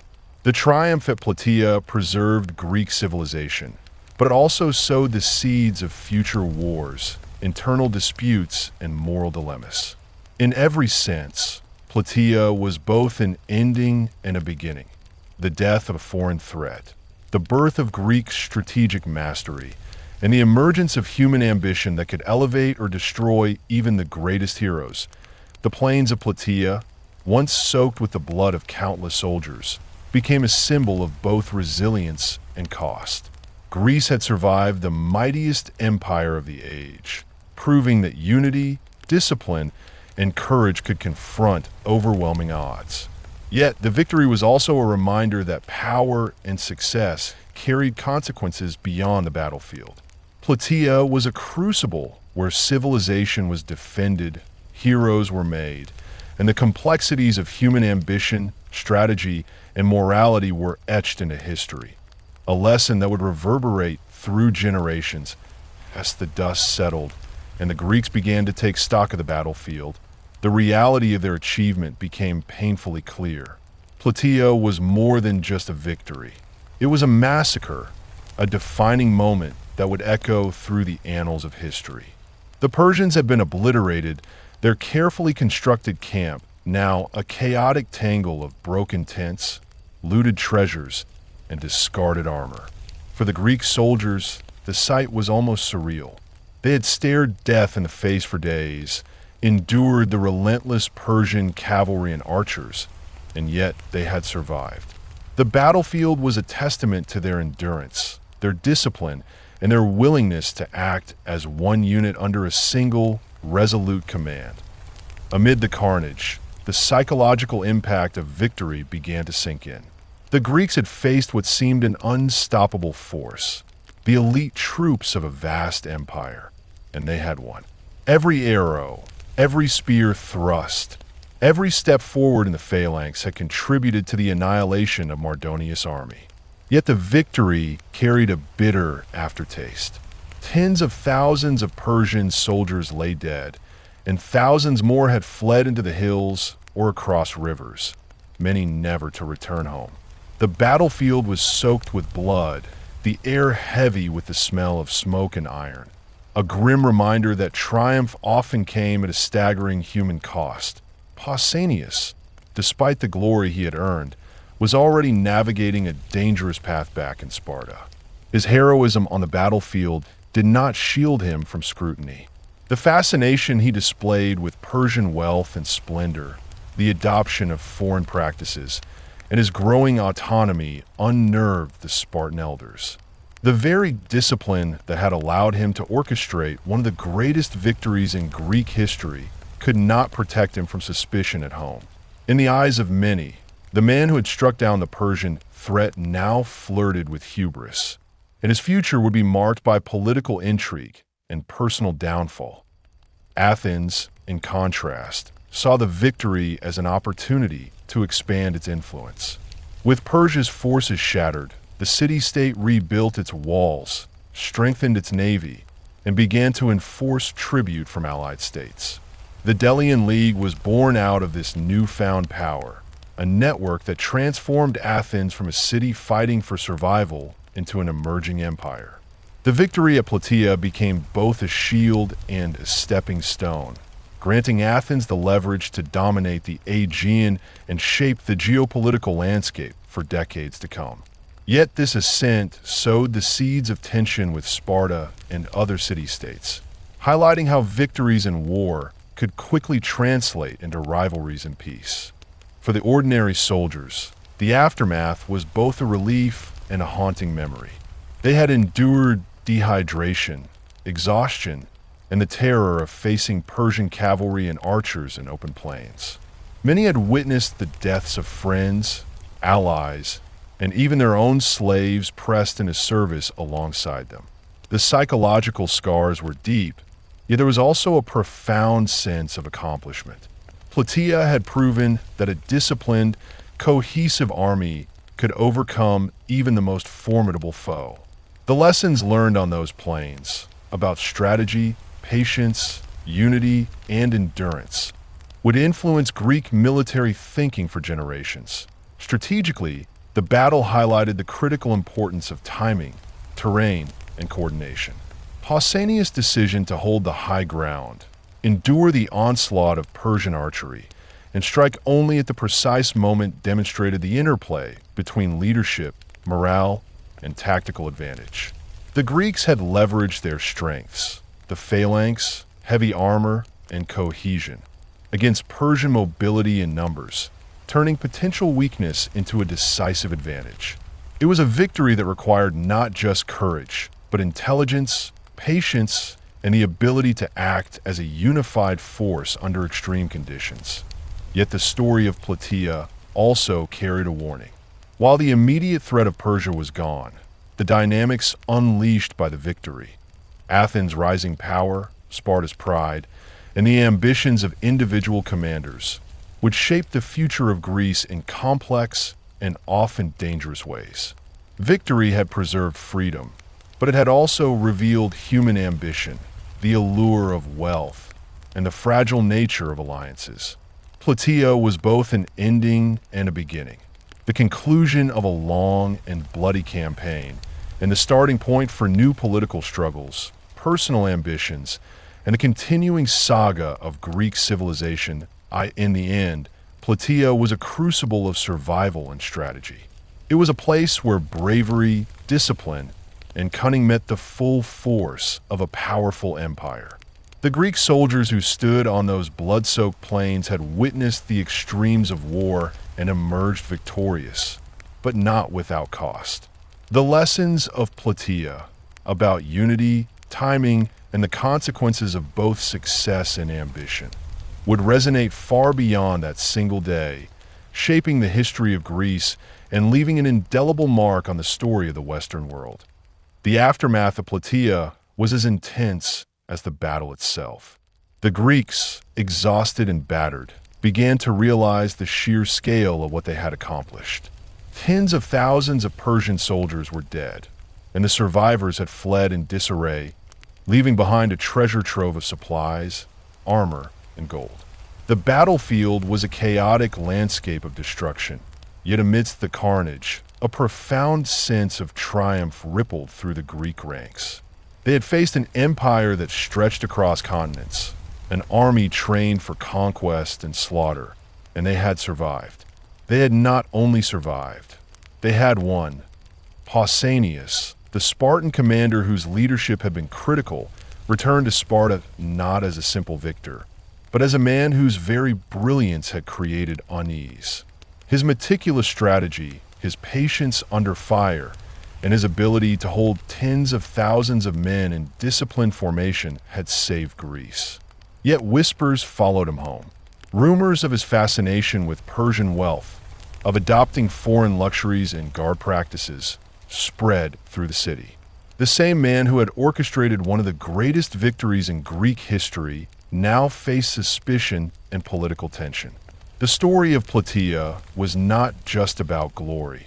It was about the thin line between heroism and hubris, and how easily admiration could turn into mistrust. In Athens, the victory ignited a very different kind of fire. With Persia's forces shattered, the city rebuilt its walls, reinforced its navy, and began collecting tribute from allied city-states.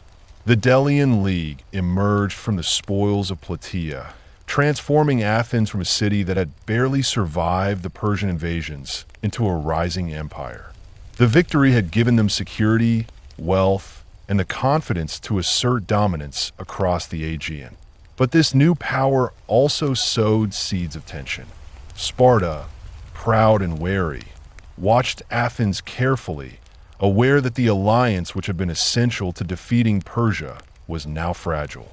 The stage was set for future conflicts, not with outsiders, but within Greece itself. For the soldiers who fought, the victory was both a relief and a haunting memory. They had endured heat, thirst, exhaustion, and relentless attacks. They had witnessed friends and allies die in brutal, indiscriminate combat. The battlefield was strewn with corpses, broken weapons, and the remnants of the Persian camp. Many soldiers carried psychological scars, the memory of near death and the screams of men and animals alike etched into their minds. Yet there was also pride. They had stared down one of the most powerful armies in the world and survived. They had demonstrated that discipline, unity, and courage could triumph over even overwhelming odds. Plataea also became a landmark in military strategy. Pausanias' choices, holding the high ground, enduring the Persian archery, and waiting for the exact moment to strike, highlighted the importance of timing, terrain, and cohesion. The Greeks had used their strengths, the phalanx, heavy armor, and unbreakable formation, to counter Persian mobility and cavalry tactics. It was not just brute force that had won the day, but calculated patience, coordination, and an understanding of both human and tactical psychology. Yet the battle carried deeper consequences. While the immediate Persian threat was gone, the political and personal dynamics unleashed by the victory would shape Greece for generations. Athens' rise, the ambitions of commanders like Pausanias, and the fragile cooperation of city-states created tension and rivalry. Victory had preserved Greek freedom, but it had also revealed the power of ambition, the lure of wealth, and the fragility of alliances. Plataea was both a conclusion and a beginning, the end of Persian domination in Greece, and the start of internal struggles, imperial ambitions, and personal intrigues that would define the classical era. Plataea was not just a battle, it was a crucible. It tested courage, endurance, and leadership against one of the greatest empires the world had ever seen. The Greek soldiers who survived had faced death in its most unrelenting form and had emerged victorious. They had proven that unity, discipline, and courage could overcome even the most formidable foe. The lessons of Plataea about strategy, patience, and the cost of victory would resonate through history, reminding future generations that triumph comes not just from strength, but from endurance, intelligence, and the will to fight for freedom. The plains of Plataea, once soaked in blood, became a symbol of survival and the price of victory. The Greeks had defeated a global superpower, but the cost was steep and the consequences far-reaching. They had preserved their civilization, Yet the triumph also carried seeds of greed, ambition, and future conflict. Plataea was messy, brutal, and necessary. A story of human resilience, strategic brilliance, and the stark reality that even the most glorious victories are never without sacrifice. After the dust settled at Plataea, the Greek world began to take stock of the immense consequences of their victory. The Persian threat in Europe had been broken, but the war had left scars deeper than the battlefield. Entire generations of soldiers, from hoplites to helots, carried the memory of the relentless heat, the piercing arrows, and the crushing weight of bronze armor. Families who had sent their sons to fight grieved over those who never returned, and the survivors bore both physical and psychological wounds that would shape the way they viewed war. And their enemies, for decades to come, that in Sparta, Pausanias' triumph became both a blessing and a curse. His brilliance on the battlefield had saved Greece, yet the same victory cast a shadow over his reputation. The stories of his fascination with Persian wealth, his adoption of foreign luxuries, and the private guards he kept from beyond Greece stirred fear and suspicion among the Spartan ephors. The man who had orchestrated the greatest military victory in Spartan history was now walking a razor's edge between adoration and condemnation. Every move he made was scrutinized, every indulgence questioned. His life after Plataea became a political battlefield as treacherous as the open plains of Boeotia had been. Athens, by contrast, surged forward with renewed confidence and ambition. The Delian League emerged as a powerful coalition, effectively transforming Athens from a city-state that had barely survived into an empire asserting dominance across the Aegean. They rebuilt their walls, strengthened their navy, and demanded tribute from allied states, demonstrating that the victory at Plataea had far-reaching political and economic consequences. The power balance in Greece had shifted. Sparta remained the military powerhouse, but Athens now had the wealth and naval strength to influence the region. The fragile alliance that had defeated Persia was beginning to fray under the weight of ambition and pride. The soldiers of Plataea, despite their exhaustion, carried home stories of courage and survival that became legendary. They spoke of the passive endurance under the Persian arrows, the precise timing of Pausanias' commands, and the explosive moment when disciplined Greek phalanxes shattered the Persian lines. These accounts would not only inspire future generations of Greeks, but also serve as lessons in strategy, discipline, and the terrifying realities of war. The battlefield itself became a grim classroom, a reminder that even the mightiest army could be undone by patience, unity, and the clever use of terrain. Yet the psychological aftermath was profound. The survivors had witnessed horrors few could imagine. Entire units decimated, comrades struck down in brutal combat, and helpless civilians caught in the chaos of an invading army. The sheer scale of the carnage, combined with the disciplined, almost mechanical execution of Spartan tactics, left an imprint on the Greek consciousness. Victory was intoxicating, but it was also sobering. Freedom had been preserved, but at a cost measured not just in lives, but in the mental and emotional toll on those who had endured the nightmare.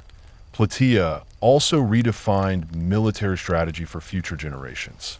Pausanias' patient approach, holding the high ground, absorbing the enemy's attacks, and striking at the critical moment, highlighted the importance of planning, discipline, and exploiting weaknesses rather than relying solely on brute strength. The Greeks demonstrated that an army's cohesion, morale, and tactical awareness could overcome numerical superiority.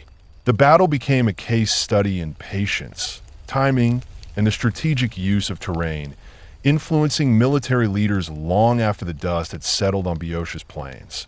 But the victory also carried dangerous lessons. Athens' newfound wealth and power would sow the seeds of future conflict, as the once unified Greek coalition began to fracture. Sparta, ever proud and cautious, watched Athens' growing influence with suspicion. Internal rivalries and ambitions were already simmering, and the unity that had defeated Persia could not hold against the allure of power and revenge. The Battle of Plataea, while a triumph against a foreign empire, revealed the fragility of alliances and the enduring challenge of balancing freedom, ambition, and loyalty within a coalition of city-states. Ultimately, Plataea was more than a battle. It was a crucible of human endurance, leadership, and the harsh realities of warfare. It tested courage, patience, and strategy against one of the greatest empires the world had ever known. The Greek soldiers who survived had faced overwhelming odds and emerged victorious, demonstrating the power of unity, discipline, and determination. Yet the victory also exposed the complexities of leadership, the seductive nature of wealth and power, and the fragile bonds of alliances. The plains of Plataea became a symbol not only of triumph, but also of the price of survival. The blood, the sacrifice, and the enduring lessons that would echo through history for centuries. The story of Plataea reminds us that victory is rarely clean or simple. It is messy, brutal, and fraught with consequences that extend far beyond the battlefield. It is a story of courage and discipline, of strategy and patience, but also of ambition, intrigue, and human weakness. The Greeks had stopped being victims. They had become conquerors. They had faced annihilation and emerged victorious. But the triumph carried its own dangers, shaping the future of Greece in ways that were both glorious and ominous. The legacy of Plataea, therefore, is twofold. It is a testament to what disciplined, determined forces can achieve against overwhelming odds, and a warning that victory, no matter how decisive, brings new challenges and responsibilities.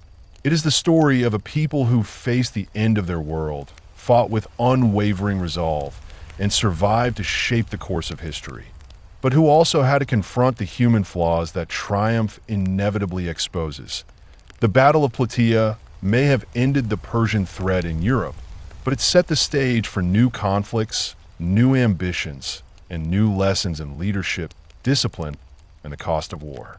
The courage of 10,000 men, their endurance under fire, and their brutal, unflinching response to an empire that had threatened to destroy their homes became a defining moment in the history of the West. A moment when ordinary men, led by extraordinary strategy, stood against an unstoppable force and prevailed. As the Greek forces pressed forward, the collapse of the Persian army became inevitable.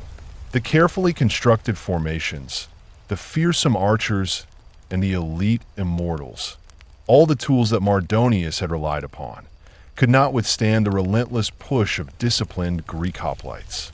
Step by step, the Spartans and their allies carved a path through the chaos.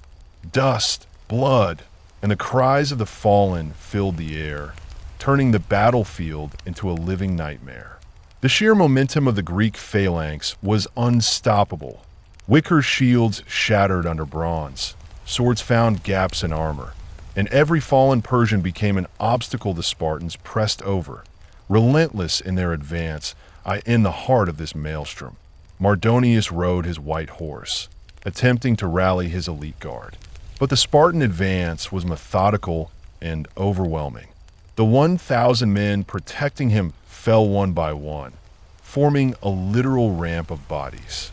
It was here that Aramnestos, a Spartan of legendary renown, saw his moment. Timing, strength, and ferocity combined in a single decisive strike. Whether it was a spear through the chest or a rock crushing his skull, Mardonius fell from his horse. The sight of their commander toppled shattered Persian morale. The immortals, famed for their fearlessness, broke and fled. Artabazus, commanding a reserve of 40,000 men, calculated the situation and ordered a retreat. The Persian forces, leaderless and terrified, scrambled into their wooden fortifications, thinking safety awaited them inside. But the Greeks were not finished. The Spartans, joined by Athenians who had breached the stockade, descended into the Persian camp. The result was a systematic, ruthless slaughter. Every corner of the camp became a battlefield. Arrows and javelins flew, swords clashed, and Persians trapped by the fortifications were cut down without mercy. Ancient sources suggest that only a fraction of the 260,000 Persians survived. The ground itself became a morbid testament to the carnage, a sludge of mud and blood. The Greeks had taken revenge for Thermopylae, for the burning of Athens, and for months of suffering inflicted by the Persian invaders. Amid the carnage, the Greeks discovered the opulent life of the Persian command. Mardonia's pavilion contained treasures beyond imagining: gold, silver, silk, and exotic foods. The contrast between the Spartan lifestyle, minimalist, harsh, disciplined, and the Persian excess was stark.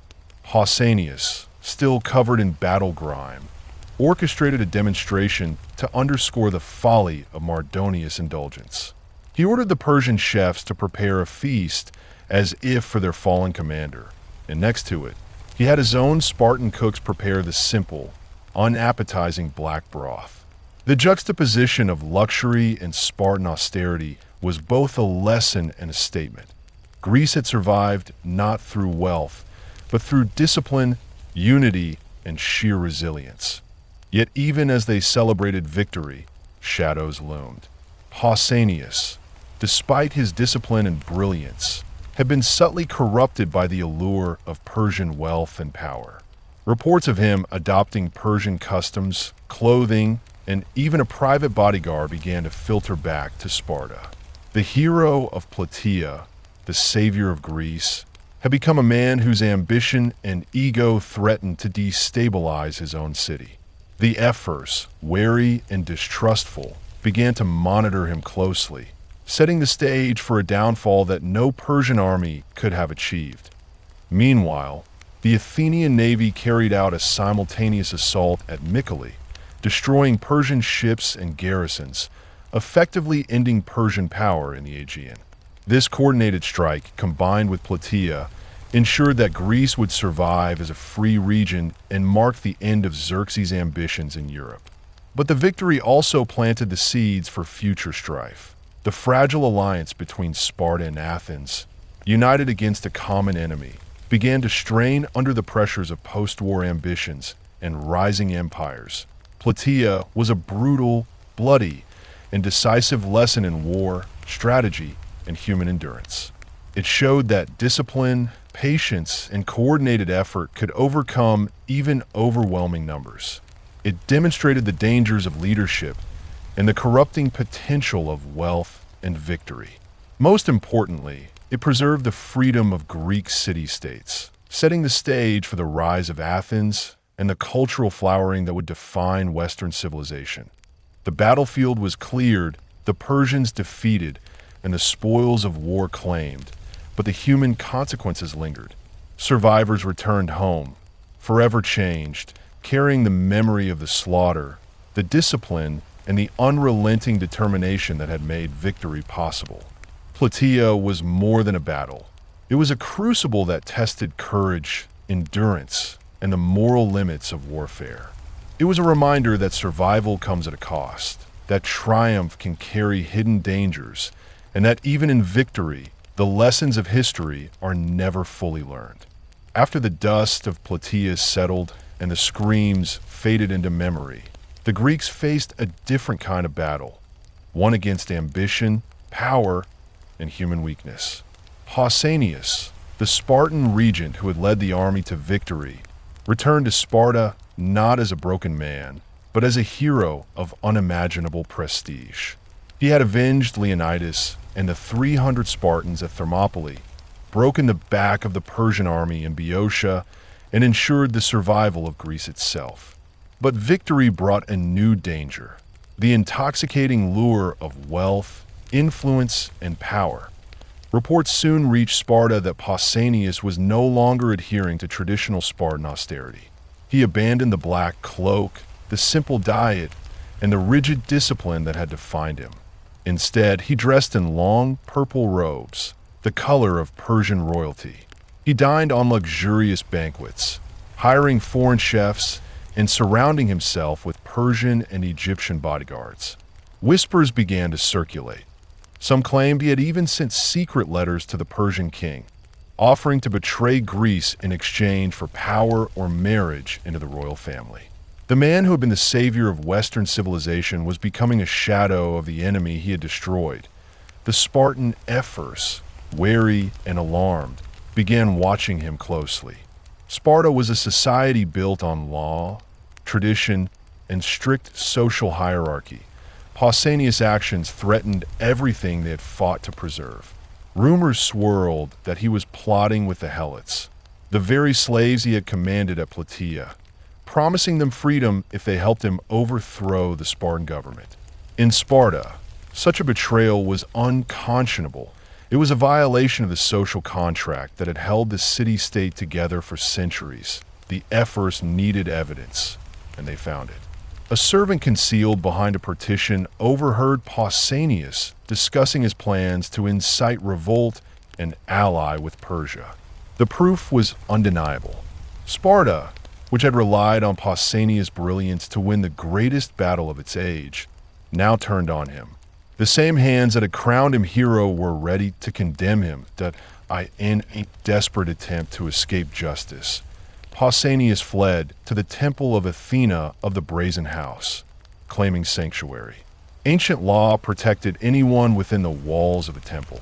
To kill a man inside would anger the gods. The ephors faced a terrifying dilemma. They could not enter the temple with weapons, yet they could not allow Pausanias to escape unpunished. Their solution was brutal and uniquely Spartan. They would seal him inside.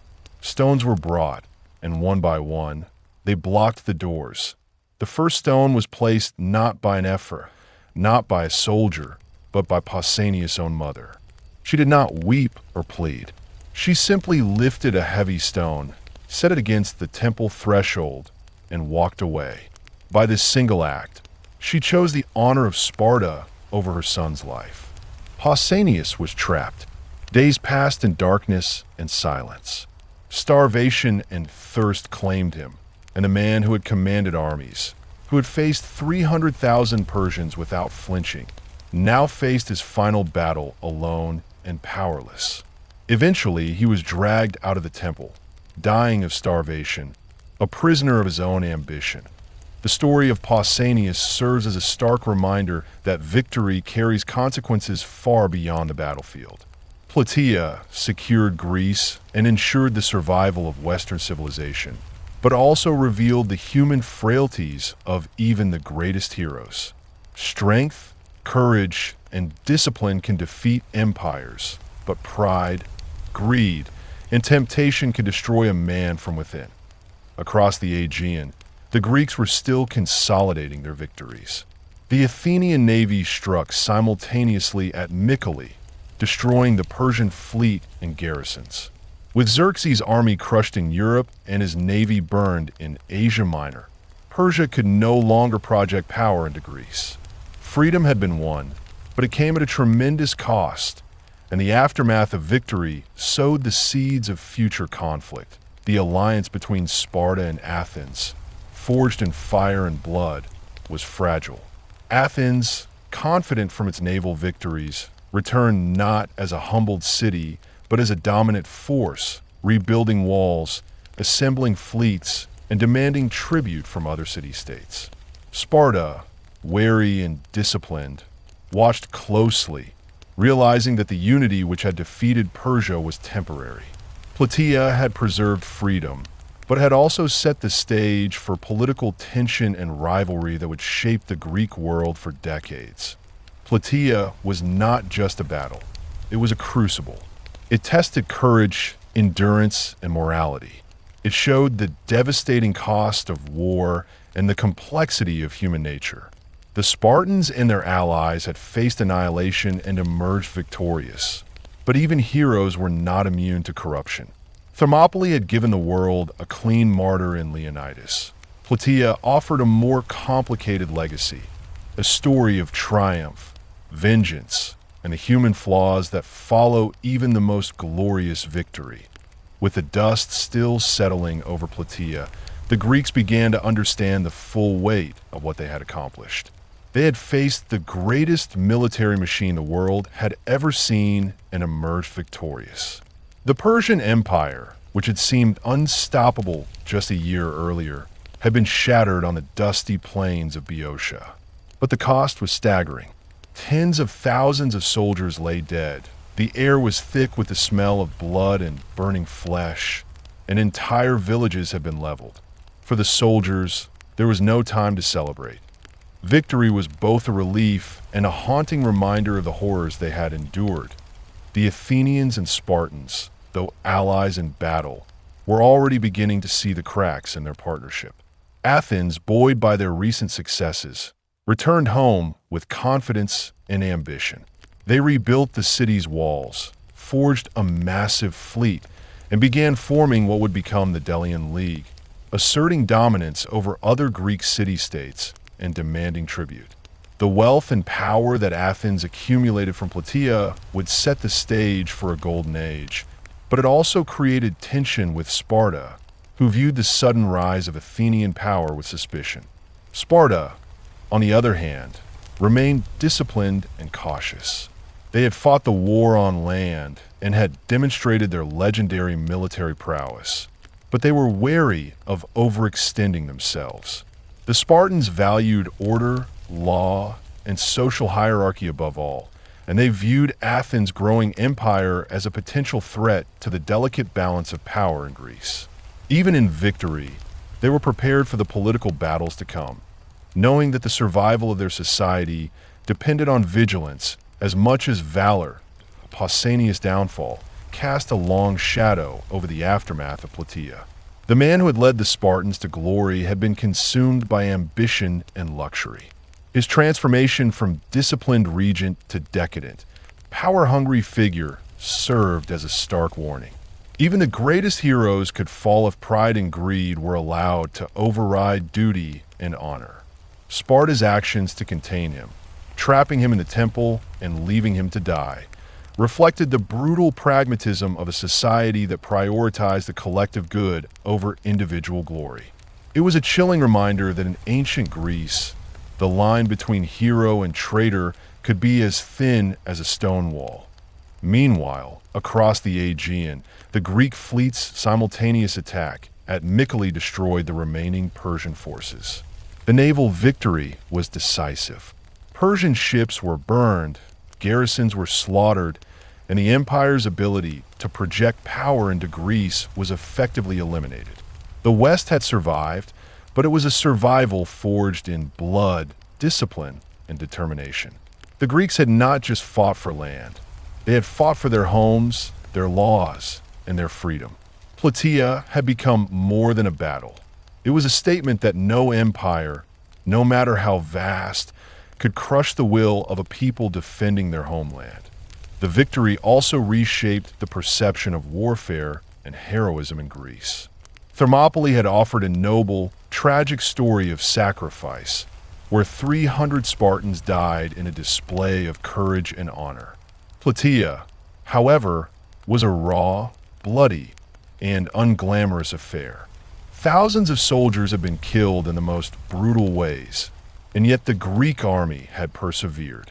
The lessons of Plataea were complex. Discipline, unity, strategy, and patience could defeat even the most fearsome enemy. But victory could also bring corruption, ambition, and tension among allies. For the ordinary soldiers, the hoplites, the helots, and the citizen volunteers, the battle was both a nightmare and a triumph. They had endured scorching heat, thirst, hunger, and relentless Persian attacks, yet they had survived to see their homeland free.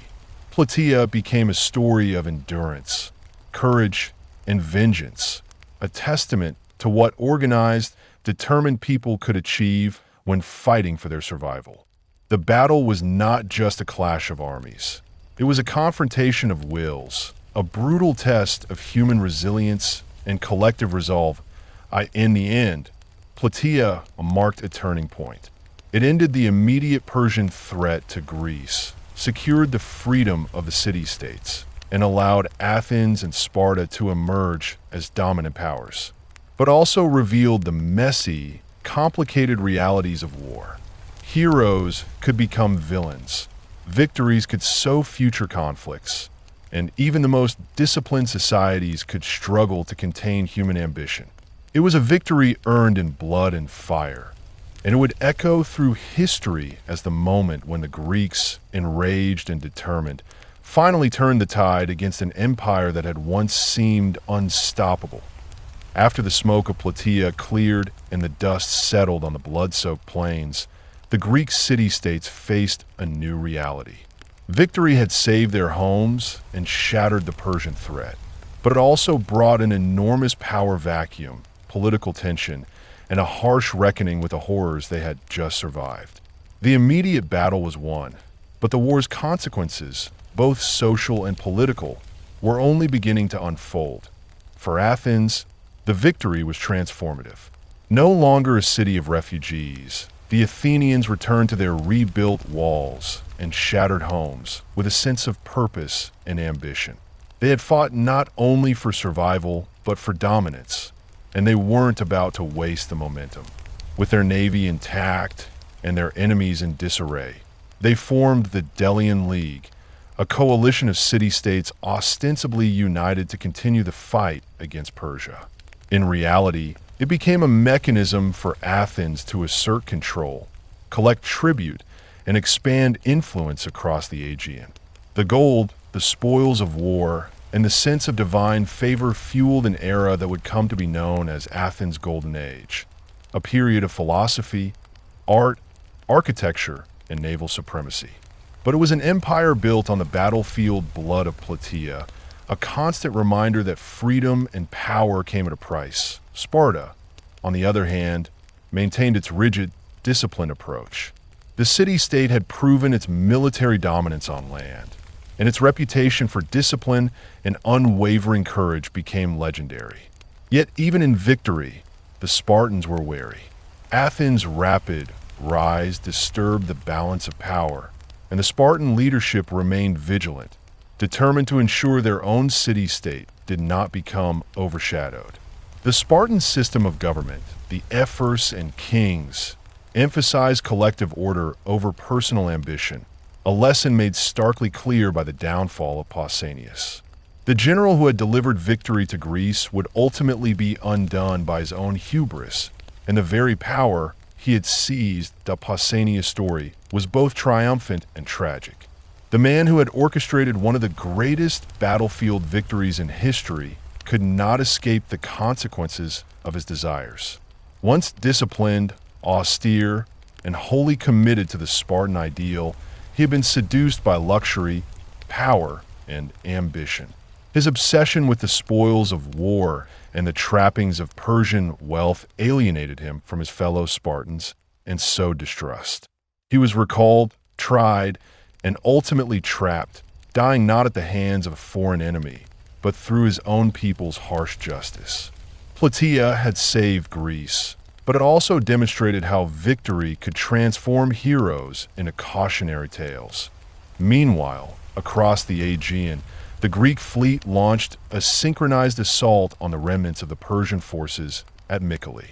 Ships were burned, garrisons destroyed, and any hope of Persian resurgence in Europe was obliterated. The Greeks' ability to coordinate such an operation, alongside their land victory at Plataea, showed a combination of strategy, courage, and adaptability that had never been fully seen before. They had learned from the past, turned the tide against a superior enemy, and secured not just survival, but a platform for future dominance. The soldiers who had endured Plataea, the hoplites, the allies, and the conscripted helots, emerged as living testimonies to human endurance and resilience. They had endured extreme heat, thirst, starvation, relentless attacks, and the constant specter of death. They had experienced the slow agony of arrow storms, the chaos of night maneuvers gone wrong, and the terror of facing an enemy far larger in number and reputation. Yet through discipline, unity, and sheer determination, they had survived and prevailed. Plataea was more than a victory. It was proof that organized, determined people, fighting for their homes, could stand against overwhelming odds and triumph. The Battle of Plataea also reshaped the perception of warfare and heroism in Greece. Thermopylae had been a symbol of noble sacrifice, a short, tragic, and beautiful defeat that inspired generations. Plataea, by contrast, was raw, unglamorous, and deeply bloody. Thousands had died, yet the Greeks had endured and emerged victorious. It showed that victory was complex, messy, and costly. It was a test not only of arms, but of discipline, patience, strategy, and endurance.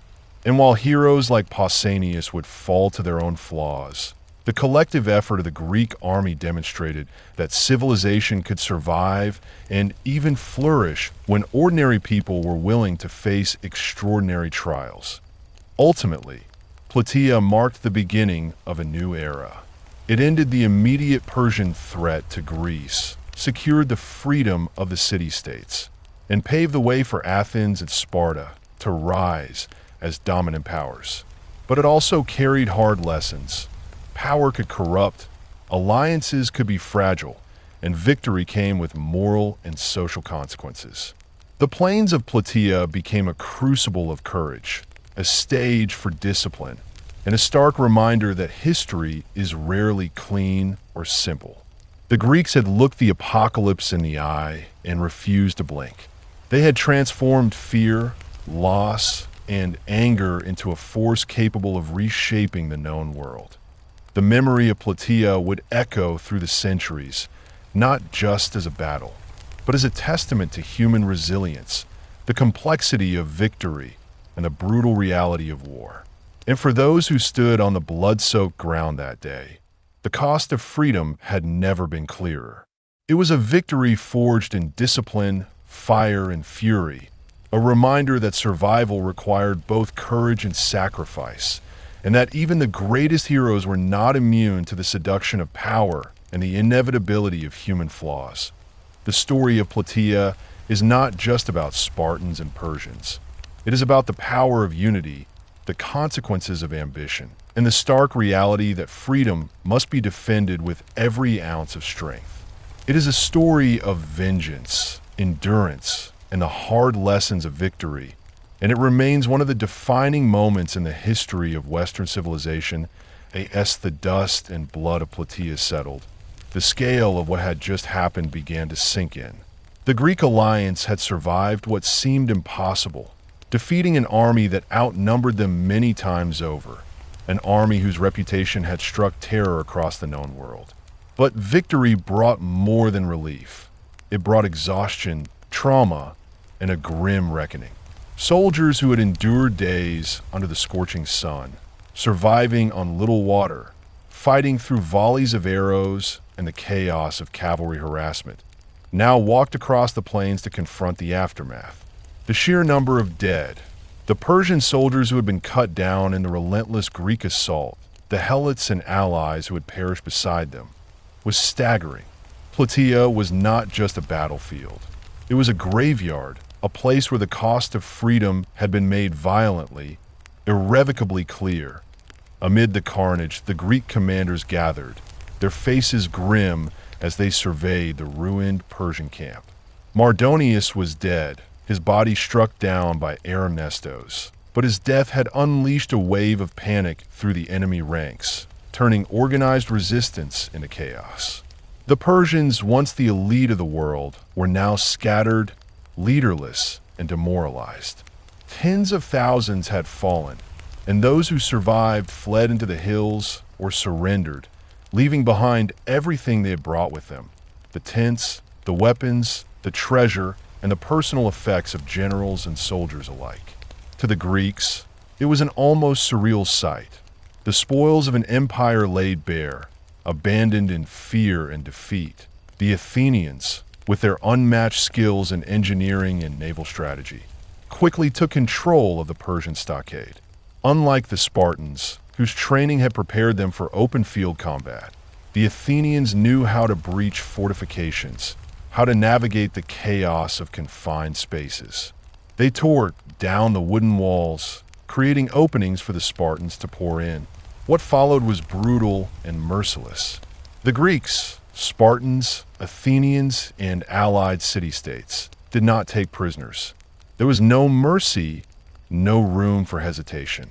Every Persian who remained within the fortification, those who had fought bravely and those who had simply been caught in the wrong place at the wrong time, was struck down. The ground became a quagmire of mud, blood, and shattered weapons. The clash of bronze against flesh, the cries of the dying, and the relentless advance of the Greek phalanx turned the Persian camp into a literal killing field. Among the Spartans, the precision of their tactics was terrifying. They moved methodically, efficiently, and without pause. Every step forward was deliberate. Spears thrust into chests, swords cleaved through armor, shields battered aside any resistance. Behind them, the helots followed, picking off the wounded, finishing those who had been struck but not yet fallen. The slaughter was systematic, almost industrial in its efficiency. Herodotus tells us of the sheer scale, of the nearly 260,000 Persian soldiers who remained with Mardonius.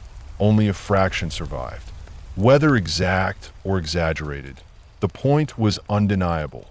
The Persian force had been decimated, their dreams of conquering Greece destroyed in a single, merciless day. In the aftermath, the Greeks turned their attention to the immense wealth left behind. Mardonius' camp had been more than a military encampment. It had been a mobile palace. Gold, silver, tapestries, fine wines, exotic foods, and luxury furnishings. Every item was a reminder of the opulence of the Persian Empire. For the Spartans, accustomed to austere living and minimal comforts, the sight was both intoxicating and horrifying. Pausanias, the regent who had orchestrated the victory, walked through the Persian pavilion with his commanders, surveying the treasure. But he did something unexpected. Instead of taking it for himself or immediately distributing it, he ordered the Persian chefs to prepare a meal exactly as they would have for Mardonius. At the same time, Spartan cooks boiled the traditional black broth, the staple of their austere cuisine. Pausanias presented both meals to his commanders, laughing at the stark contrast between the lavish Persian feast and the Spartan slop. It was a moment meant to highlight the folly of the enemy, the arrogance of Mardonius, and the discipline of the Greek victors. Yet beneath the humor, a subtle warning loomed. The gold, the feasts, and the wealth of Persia had an allure even for a man like Pausanias. History would remember him as a disciplined Spartan hero, but the seeds of corruption and desire had been planted in the aftermath of victory. Power, luxury, and influence are tempting even to the most steadfast, and the spoils of Plataea were a test of character as much as a reward for bravery. For the soldiers on the field, the lesson was clear. Survival and victory demanded sacrifice, discipline, and unity, but the allure of wealth and power could threaten to undo even the most victorious among them. Across the Aegean, the Greek fleet was simultaneously engaging Persian forces at Mycale. The land victory at Plataea and the naval success at Mycale were synchronized blows that effectively ended the Persian threat to Greece. Ships were burned, garrisons destroyed, and the remnants of Xerxes' forces in Europe were eliminated. The Greeks had not only defended their homeland, but had begun to assert dominance, reshaping the balance of power in the Aegean and across the Greek world. The aftermath of Plataea reshaped Greece politically, socially, and militarily. Athens emerged as a naval powerhouse and the leader of a coalition that would become the Delian League, while Sparta maintained dominance on land. The two cities, victorious allies, were also rivals, and the uneasy balance of power set the stage for decades of political tension.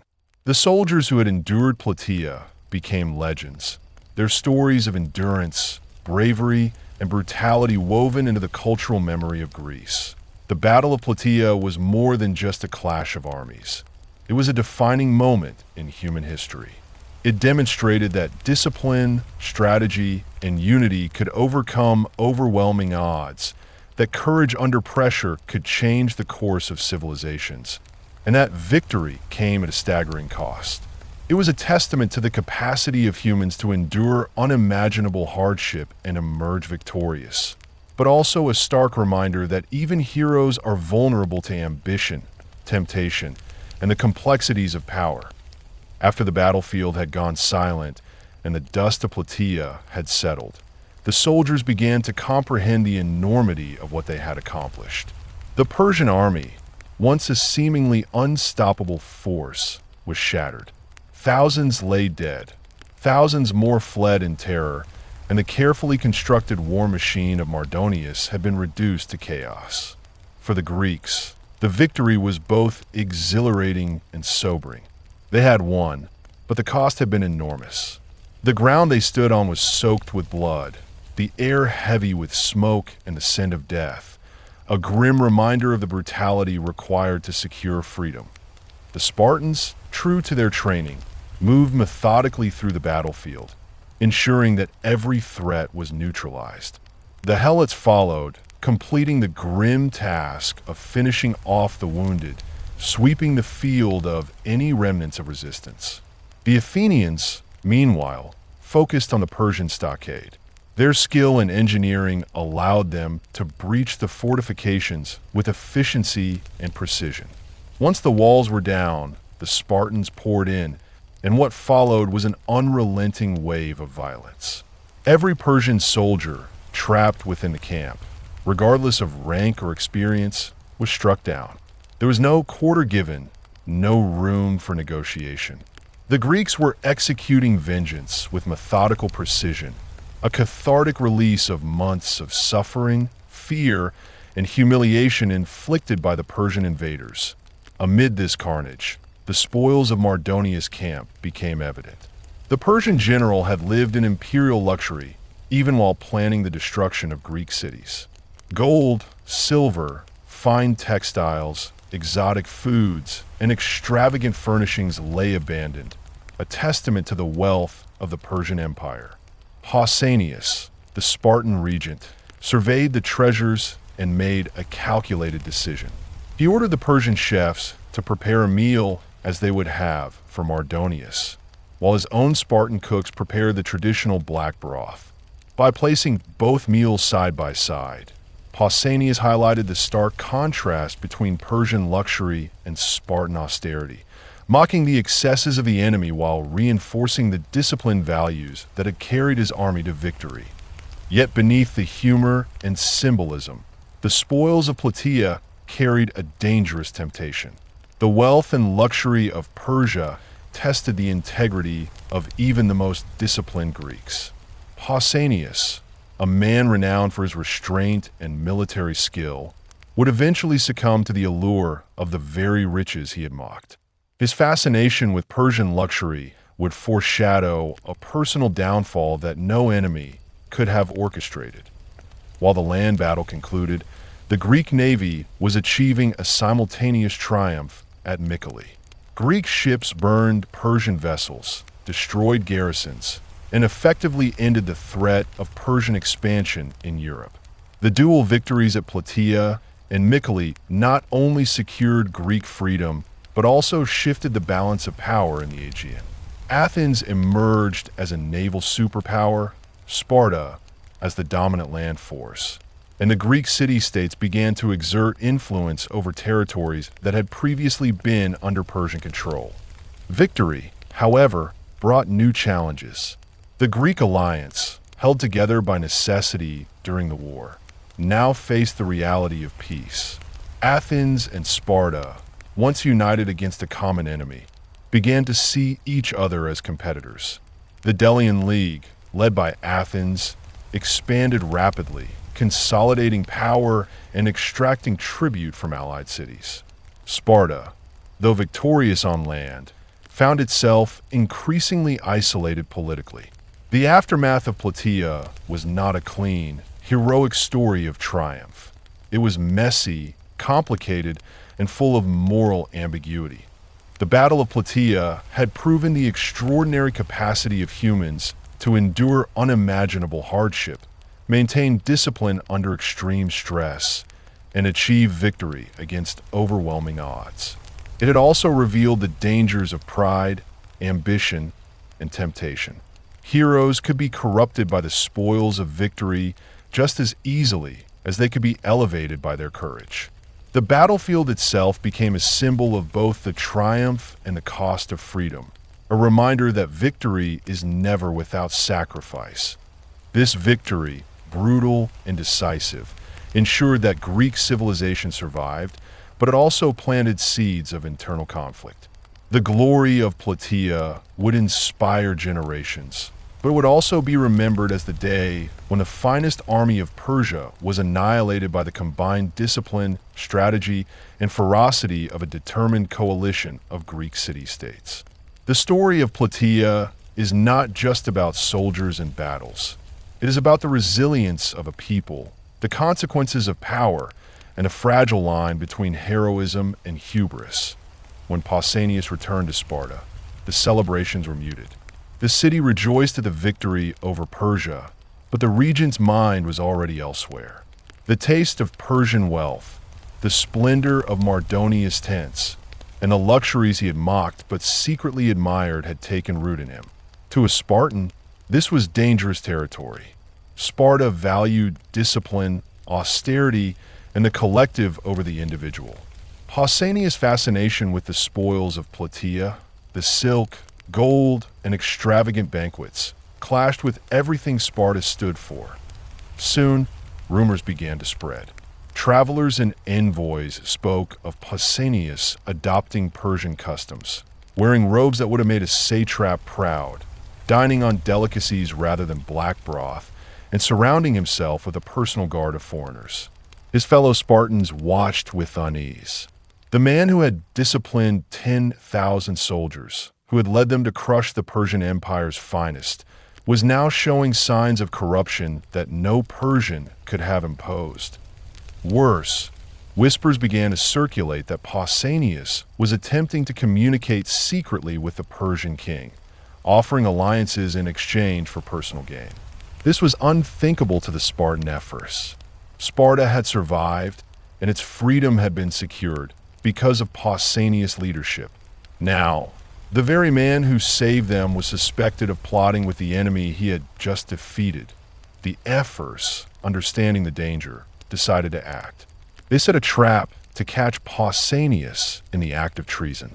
A servant, hidden behind partitions, was tasked with observing the regent's private dealings. Evidence soon emerged that Pausanias was indeed plotting, allegedly encouraging helots to rise and promising them freedom in exchange for support in overthrowing the Spartan government. This was not just political intrigue. It was the ultimate betrayal in Spartan eyes.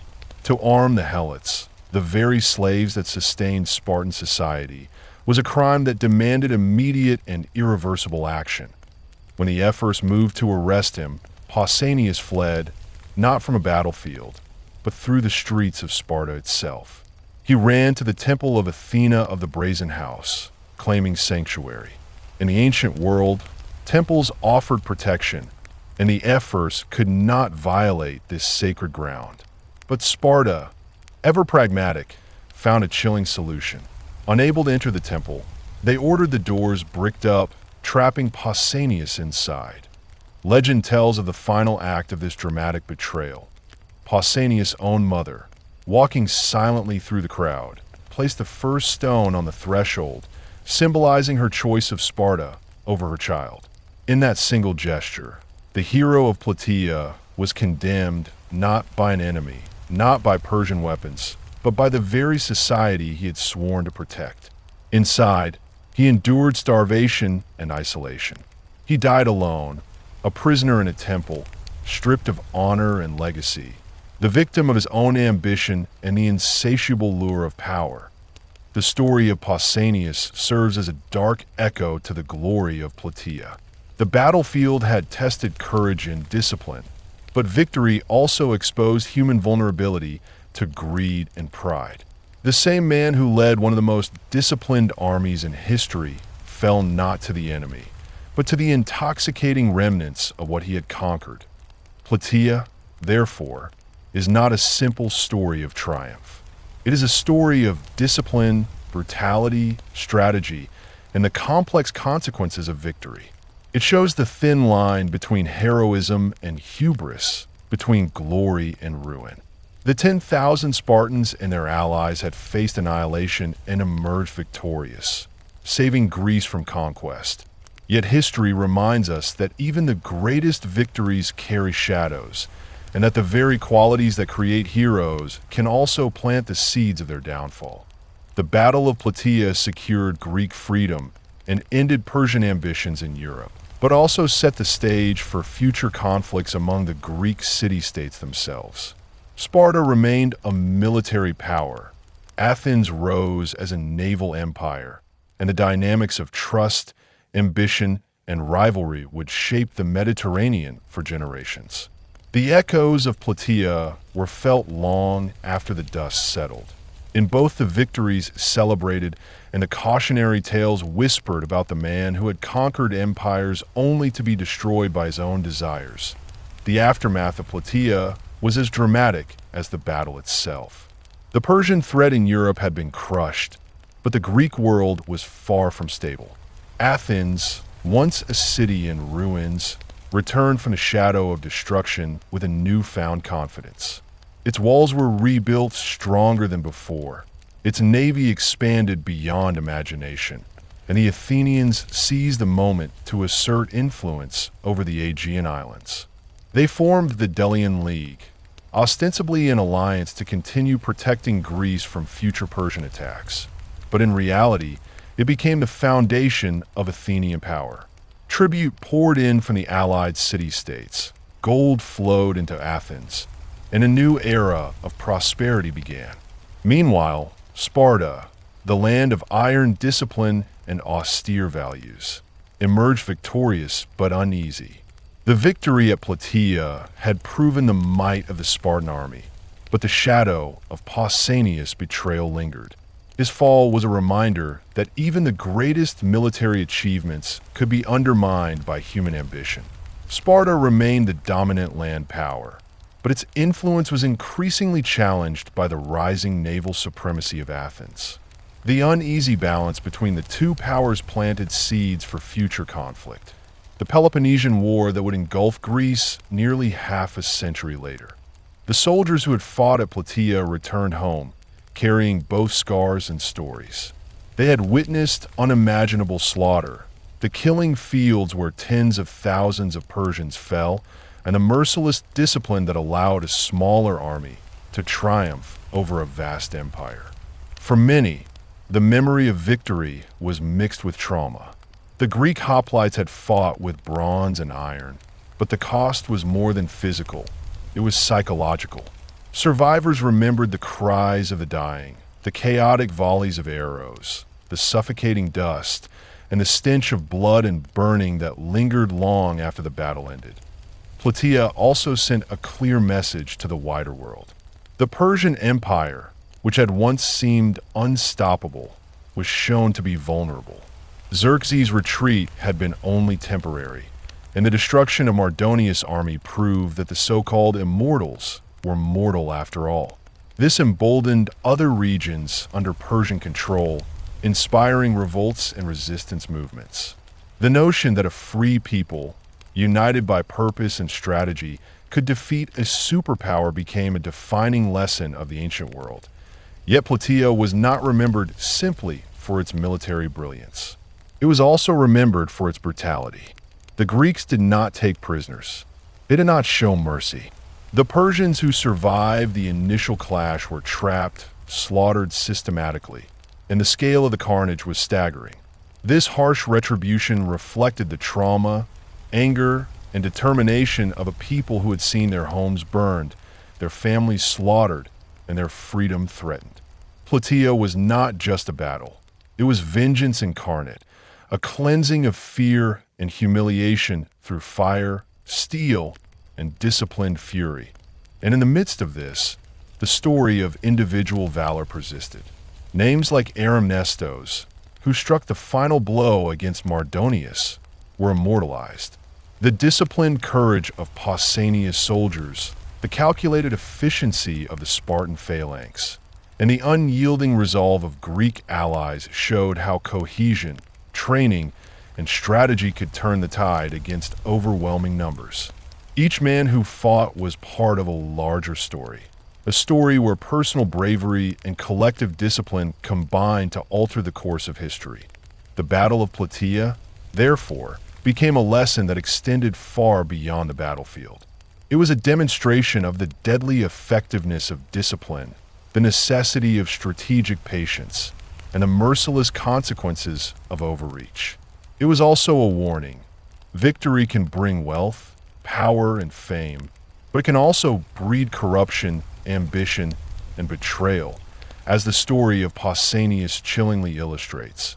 The plains of Plataea, once soaked in blood and dust, became a silent reminder of the cost of freedom and the weight of history. The Greeks had stood against a superpower, avenged their fallen, and preserved their way of life. They had fought with courage, strategy, and unyielding resolve, but the echoes of that day shaped not just the politics of Greece, but the character of its people for generations. The victory at Plataea did more than just stop the Persian army. It reshaped the very trajectory of Greek civilization. With Mardonius dead and the Persian forces shattered, the threat of immediate invasion evaporated, giving the Greek city-states a rare opportunity to recover and rebuild. Athens, scarred but resilient, capitalized on this moment to cement its influence across the Aegean. Its navy, now unmatched, became a tool of both defense and dominance. The Delian League, initially a coalition to protect against Persia, evolved into an instrument of Athenian power. Islands and smaller city-states paid tribute, enriching Athens and funding grand building projects that would define its golden age. The Parthenon, the temples, the art, the culture, all of it grew from the wealth and confidence born in the aftermath of Plataea. Sparta, meanwhile, returned to its austere ways, victorious but wary. The army had proven unbeatable on the field, yet the story of Pausanias' ambition cast a shadow over their triumph. The tension between Sparta's traditional land-based dominance and Athens' rising naval power would simmer for decades, setting the stage for the bitter rivalry that eventually erupted into the Peloponnesian War. The alliance that had defeated Persia was always fragile, held together by circumstance rather than trust. Plataea had saved Greece, but it also highlighted the seeds of future conflict. For the individual soldiers, Plataea was both a badge of honor and a haunting memory. They had fought through dust, heat, thirst, and death, standing as disciplined machines while arrows rained upon them and comrades fell beside them. The sensory horror, the screams, the blood, the choking dust, etched itself into the memory of every survivor. It was also the moment of their greatest glory. Tales of heroism, like that of Aramnestos striking down Mardonius, became stories passed down through generations, examples of bravery, skill, and the brutal reality of war. Plataea also demonstrated the lethal combination of strategy, discipline, and patience. The Greeks had resisted the temptation to charge recklessly, surviving days of harassment by cavalry and archers, waiting for the right moment to strike. The careful timing of their attack, the unrelenting pressure of the phalanx, and the coordination with allied forces revealed the sophistication of Greek military thinking. It wasn't just brute strength that won the day. It was planning, cohesion, and the ability to endure psychological and physical torment while maintaining order. But perhaps the most haunting lesson of Plataea was the human cost of vengeance and survival. The Greeks did not spare their enemies, and the slaughter of the trapped Persians was absolute. This was not a tale of chivalry. It was a story of survival, rage, and the unforgiving logic of war. Thousands died, and the battlefield became a grim landscape where mercy had no place. The actions of the Greeks reflected both the trauma they had endured and the resolve to ensure that Persia would never threaten their homeland again, i.e. in the aftermath. The heroes of Plataea faced the complexities of victory. For some, like Pausanias, the triumph came with temptation and moral peril. The regent of Sparta, once disciplined and revered, became seduced by the luxuries captured from the Persian camp. His eventual descent into ambition and betrayal served as a reminder that even the greatest victories carry the risk of corruption. Victory is intoxicating, and history shows that those who achieve it must guard their character as fiercely as they guard their lives. The shadow of Plataea stretched far beyond the battlefield. It inspired confidence among the Greek city-states, proving that unity, strategy, and courage could defeat a far larger, more powerful adversary. It reshaped political alliances, created economic opportunities, and instilled a sense of destiny in the Greek people. Plataea was not just a military triumph.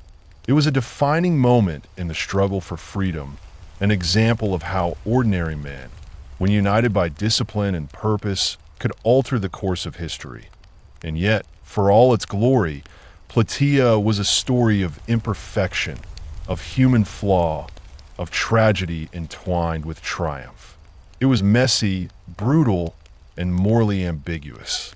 The Greeks avenged the fallen 300 Spartans with ruthless efficiency, but in doing so, they also confronted the harsh realities of war, leadership, and the seductive power of victory. Thermopylae may have offered a clean, heroic martyrdom, but Plataea delivered the raw, unvarnished truth of what it takes to survive and prevail against an empire. The plains of Plataea, once soaked in the blood of the Persian dead and dusted with the remnants of bronze armor, became a monument to both vengeance and survival.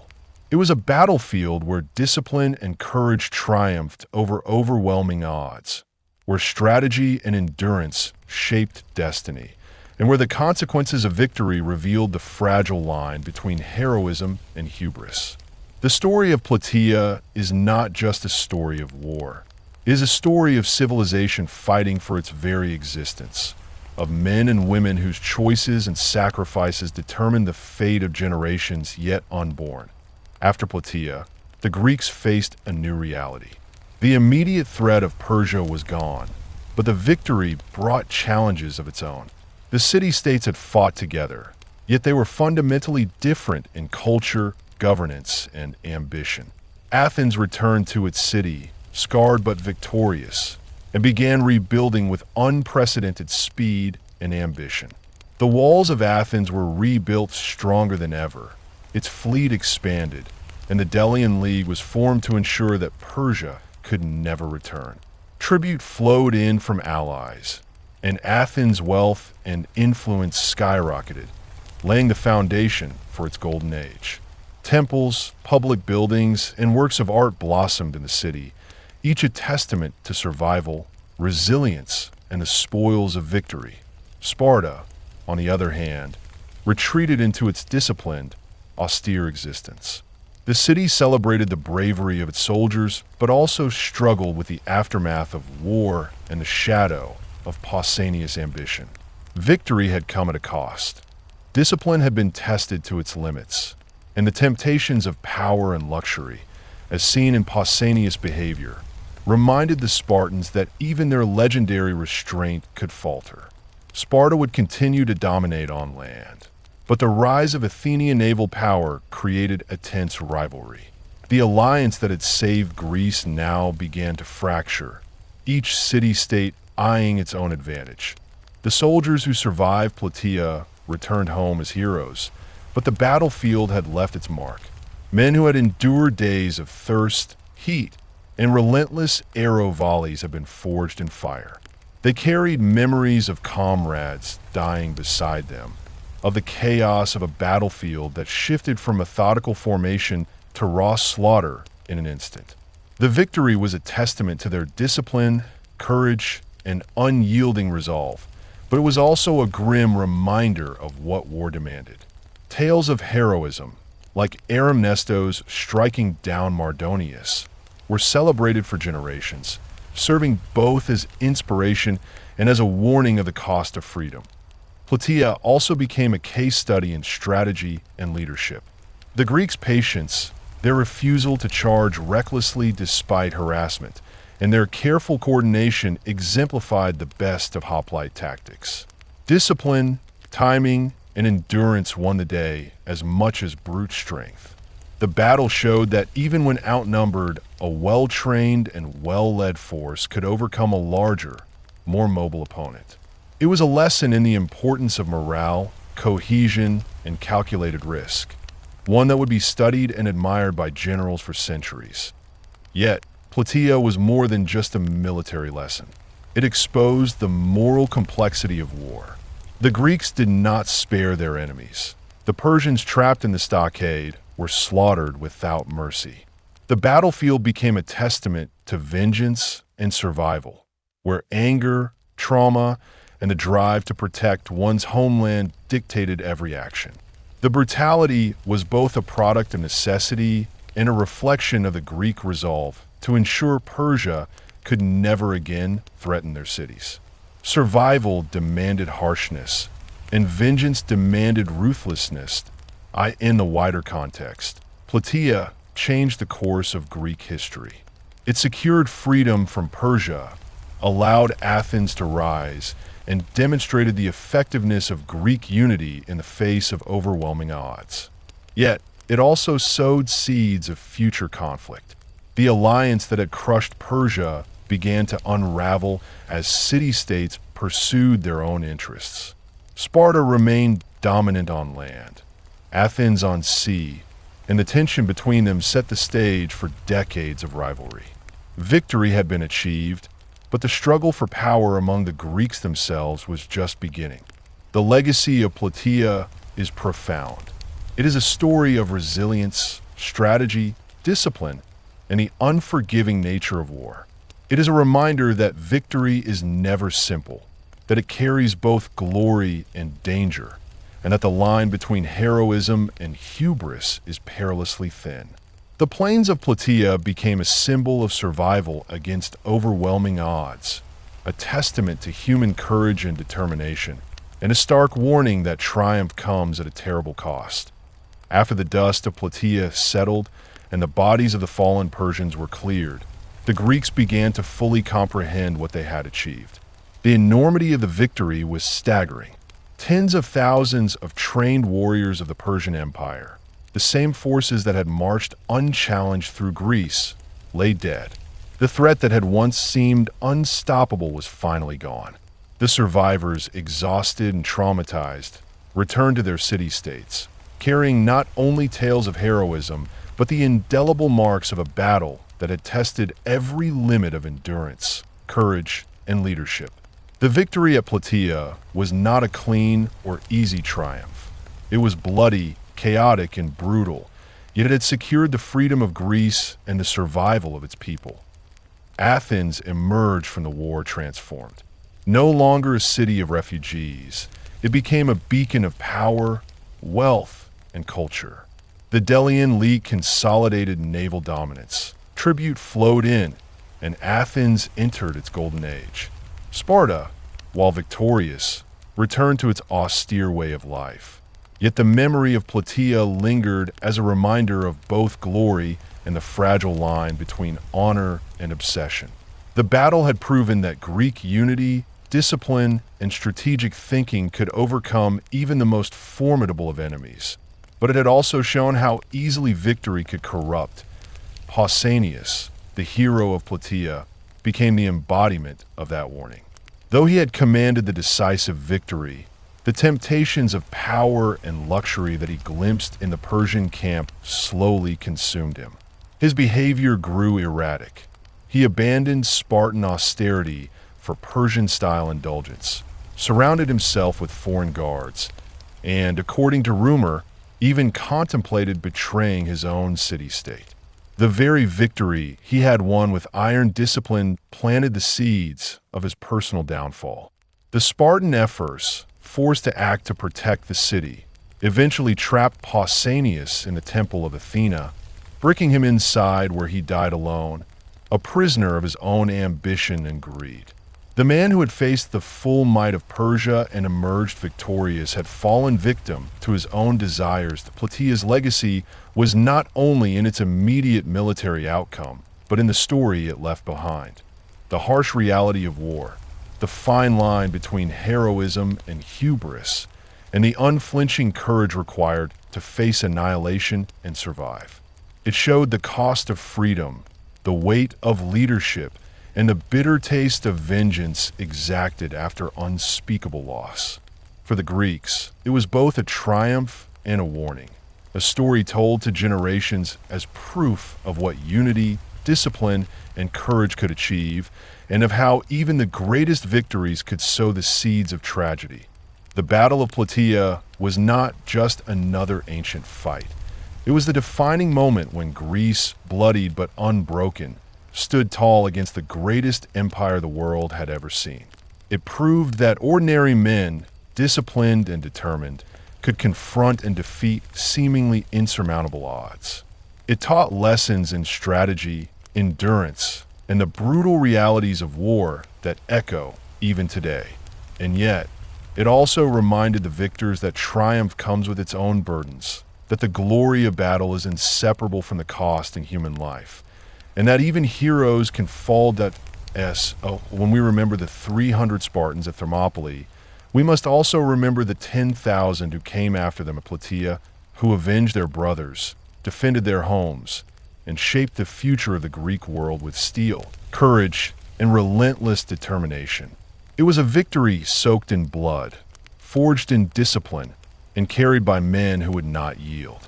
And while the battle ended on the plains of Plataea, its echoes have endured for centuries, a testament to what humanity can achieve when facing the edge of annihilation.